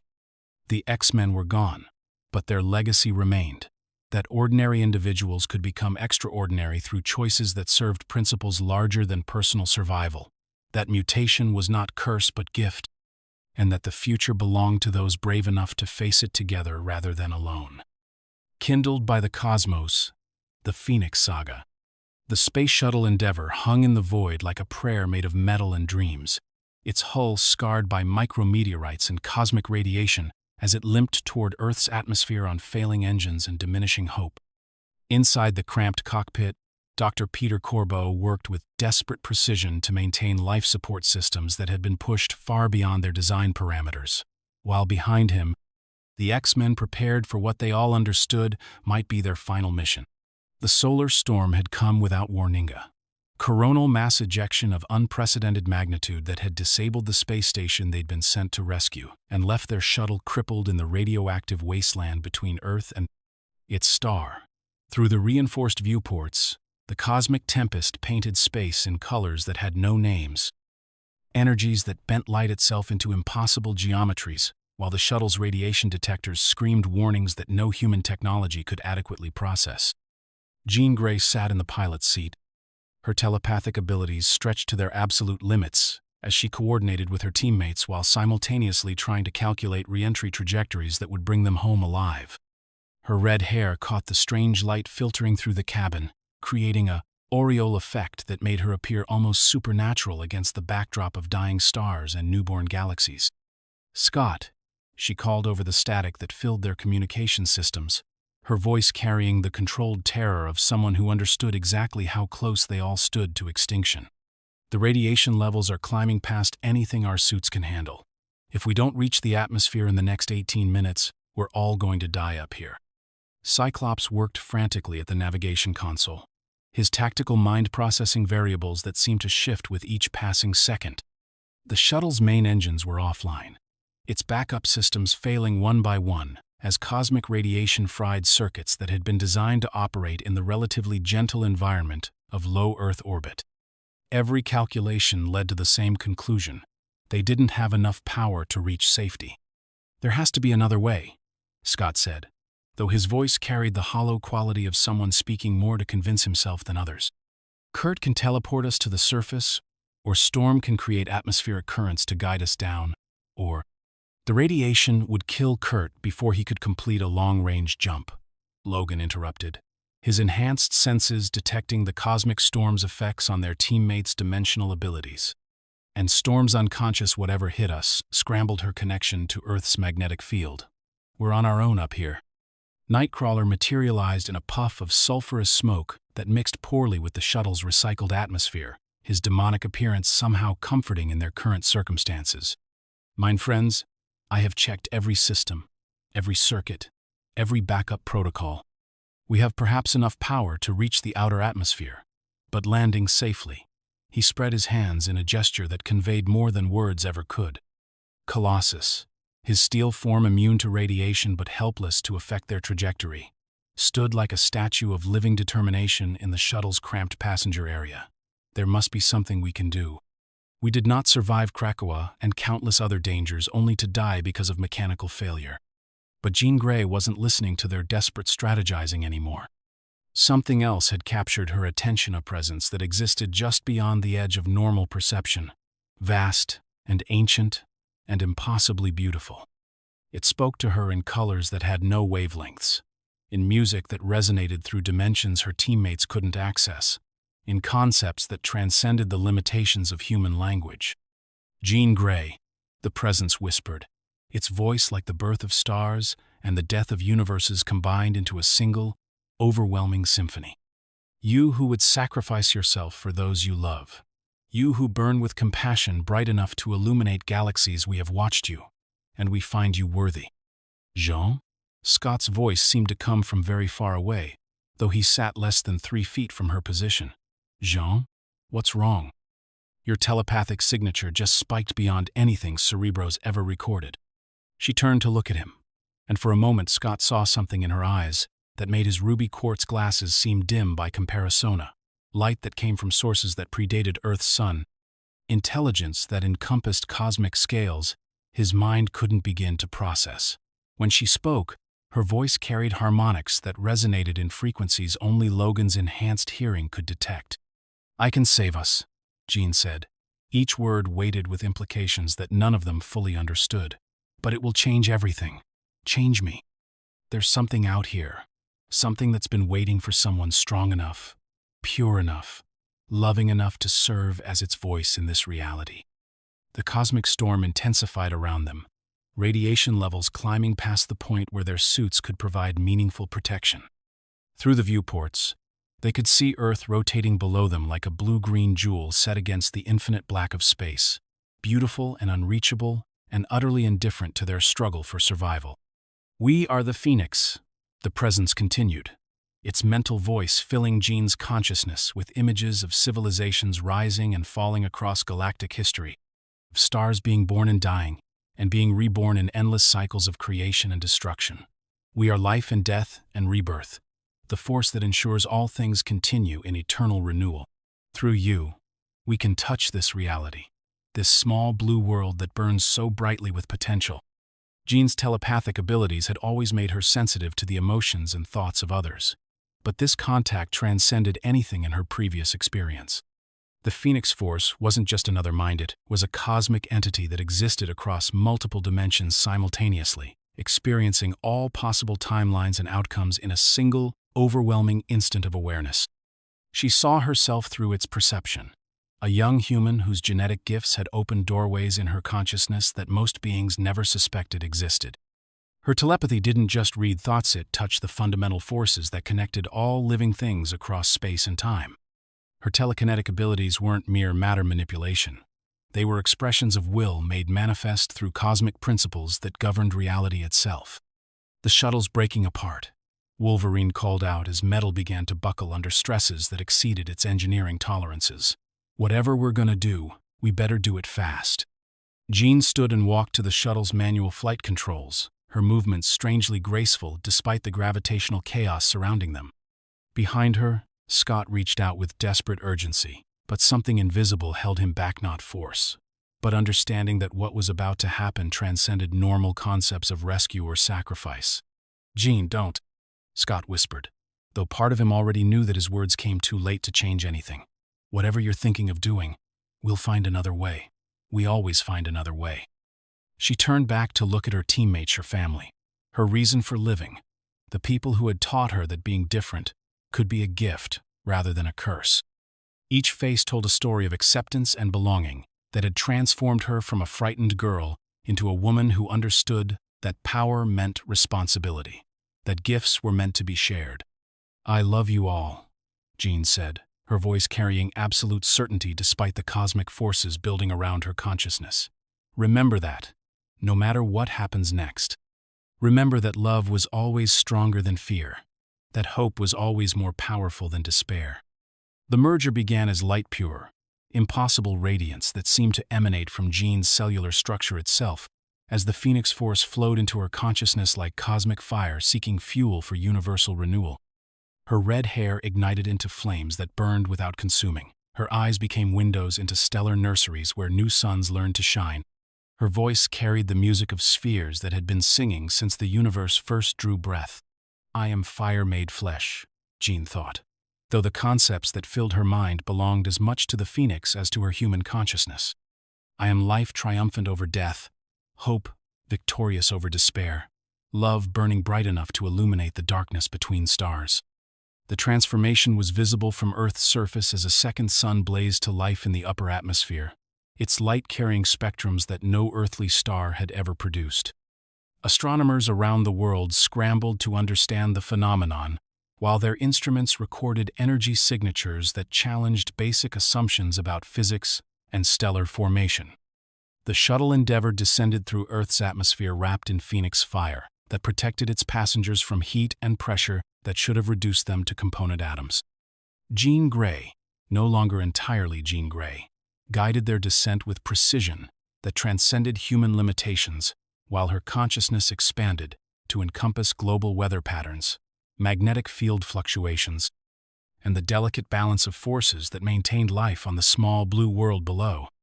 They landed in Jamaica Bay with such gentleness that the shuttle's emergency systems didn't even activate, touching down on water that turned to steam around them, while Phoenix flames created a protective bubble that maintained normal atmospheric pressure and temperature inside the craft. When the rescue teams arrived, they found 5 unconscious X-Men and 1 figure of living fire who spoke in voices that carried echoes of galactic history. "Do not fear," Phoenix said, her words reaching the rescue workers' minds through telepathic channels that bypassed normal auditory processing. "These heroes live. They have been protected by forces that serve life rather than death, creation rather than destruction. They will wake, and when they do, they will remember that sacrifice and love are the same words spoken in different languages." The debriefing at Xavier's school took place in Cerebro's chamber, where the professor's most sensitive telepathic equipment could monitor Jean's transformed consciousness without being overwhelmed by the cosmic energies that now flowed through her neural pathways. She sat in the center of the chamber like a living star, Phoenix flames flickering around her form, while her teammates watched with expressions that mixed awe, concern, and something approaching religious reverence. "Jean," Xavier said carefully, his telepathic probe encountering mental structures that operated according to principles he couldn't begin to understand. "How much of you is still you?" Her response came in multiple voices, speaking simultaneously, her own familiar tones layered with harmonics that suggested vast intelligence speaking through human vocal cords. "I am Jean Grey who was, and Phoenix who is, and something new that emerges from the merger of mortal compassion and cosmic purpose. I remember loving Scott Summers, and I remember watching galaxies spiral into existence. Both memories are equally real, equally part of what I have become." Scott stepped forward, his ruby quartz glasses reflecting the impossible light that surrounded the woman he loved. "Are you still? Do you still feel love?" Phoenix finished, her flames shifting to warmer spectrums as human emotion influenced cosmic energy. "Oh, Scott, love is not diminished by expansion, it is amplified. What I felt for you as Jean Grey, I now feel for all living things. What I understood as compassion for my teammates, I now experience as responsibility for entire species." The implications were staggering. Jean's telepathic abilities, already formidable, now operated on galactic scales. Her telekinetic powers could manipulate matter at the subatomic level, rearranging molecular structures with precision that made conventional physics seem like crude approximations. Most significantly, her connection to the Phoenix Force gave her access to life energies that transcended individual existences. He could heal fatal wounds, restore damaged ecosystems, even resurrect the recently dead. But with these gifts came awareness that no human mind had ever been designed to process.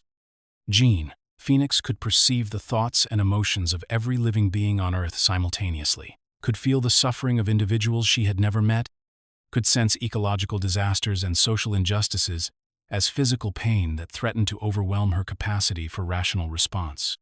"Professor," she said during one of their counseling sessions, cosmic fire dimming to barely visible radiance as she struggled to maintain human perspective on cosmic awareness, "how do you bear it? How do you use telepathy to help individuals when you can sense the pain of millions? How do you choose who to save when you could save everyone, but only at costs that might destroy the very thing you're trying to protect?" Xavier's answer came from decades of experience with power that transcended normal human limitation. "You learn to trust in the wisdom of small actions, Jean. You discover that changing one life can create ripples that transform countless others. You accept that being able to help everyone doesn't mean you should help everyone sometimes. The greatest service is allowing others to find their own strength." The Shi'ar Empire first detected Phoenix's emergence through cosmic monitoring stations that tracked energy signatures across multiple star systems. To the Imperial Guard, the Phoenix Force represented a cosmic-level threat that had previously destroyed entire civilizations when wielded by beings who lacked sufficient wisdom or restraint. Their response was swift, decisive, and based on millennia of experience with entities whose power exceeded their moral development. Magistrix Lilandra, Gladiator, reported as his enhanced senses analyzed energy readings that suggested reality-warping potential. The Phoenix Force has bonded with a primitive human from the third planet of the Sol system. Our historical records indicate a 93.7% probability that this merger will result in galactic-scale catastrophe within the next solar cycle. Lilandra herself materialized on Earth through Shi'ar teleportation technology that bent space-time around her arrival, accompanied by the Imperial Guard and carrying equipment designed to measure and contain cosmic-level threats. Her first sight of Jean Grey in full Phoenix manifestation confirmed her worst fear was power sufficient to reignite dead stars, coupled with the emotional volatility that characterized most primitive species. But the conversation that followed challenged every assumption the Shi'ar had made about Earth and its inhabitants. "You have come to judge me?" Phoenix said, her voice carrying the weight of stellar nurseries and galactic storms while her eyes reflected the births and deaths of civilizations the Shi'ar had never encountered. "You fear that human passion will corrupt cosmic purpose, that love will become obsession, that the desire to protect will transform into the need to control." Lilandra's response carried the authority of someone who spoke for billions of lives across hundreds of worlds. The Phoenix Force has bonded with biological entities 17 times in recorded galactic history. 16 of those mergers resulted in the complete destruction of their host species and significant collateral damage to surrounding systems. We cannot allow sentiment to override statistical probability. The trial that followed took place not in earthly courts, but in dimensional spaces where cosmic principles could be examined without endangering populated worlds. Jean, Phoenix submitted to examinations that probed not just her power levels, but her fundamental character, her capacity for growth, her ability to maintain human compassion while wielding forces that operated beyond individual limitation. The Macron crystals served as both testing ground and final arbitera cosmic nexus that contained the fundamental programming of reality itself. Within its crystalline structure, Phoenix faced challenges that required her to choose between personal desire and universal need, between saving those she loved and protecting those she had never met. "Show us," Lilandra commanded as the crystal's inner chambers materialized around them. "What happens when the force that creates and destroys stars must choose between the life of one man and the survival of 1 billion strangers?" The simulation was merciless in its precision. Scott Summers dying of radiation poisoning while a distant world faced extinction from cosmic forces that only Phoenix could counter. Save the man she loved and watch 1 billion innocents perish. or sacrifice personal happiness to serve the greater good. The choice had to be made in seconds, with no time for elaborate moral reasoning or complex ethical calculations. Phoenix chose the billion strangers. But in the moment of Scott's simulated death, something unprecedented happened. Jean's human consciousness, rather than being overwhelmed by cosmic duty, found a way to transform that duty into something larger than mere obligation. Her love for Scott became love for all living things. Her grief at his loss became determination to prevent others from experiencing similar pain. Fascinating. The Macron crystal's guardian consciousness observed as Phoenix power evolved beyond simple cosmic force into something that transcended previous cosmic entity classifications. She has achieved synthesis rather than dominance. The human emotion enhances rather than corrupts the cosmic purpose. The Shi'ar withdrew their opposition, but not their monitoring. Jean Grey. Phoenix returned to Earth carrying the knowledge that her transformation was unprecedented in galactic history, that somehow human capacity for love had created a new form of cosmic consciousness that served life without losing connection to individual existence. The X-Men who welcomed her home found themselves changed by the experience as well.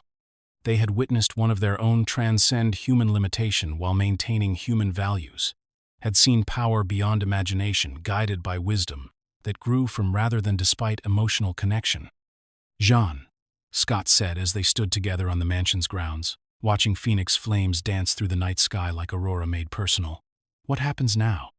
How do we go back to fighting human-scale battles when you could reshape reality with a thought?" Her answer carried the weight of cosmic awareness filtered through very human understanding.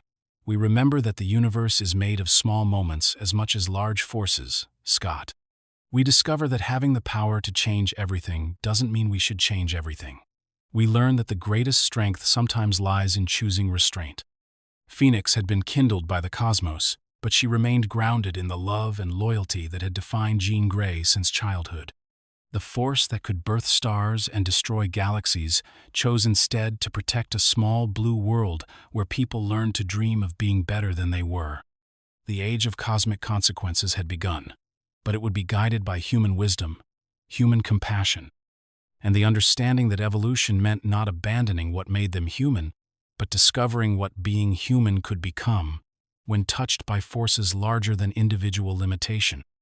The dream had found its cosmic voice, and that voice spoke in accents of hope rather than judgment, of growth rather than dominance, of love that burned bright enough to illuminate the darkness between stars, while never forgetting the importance of the single candle flame that had first taught it how to shine.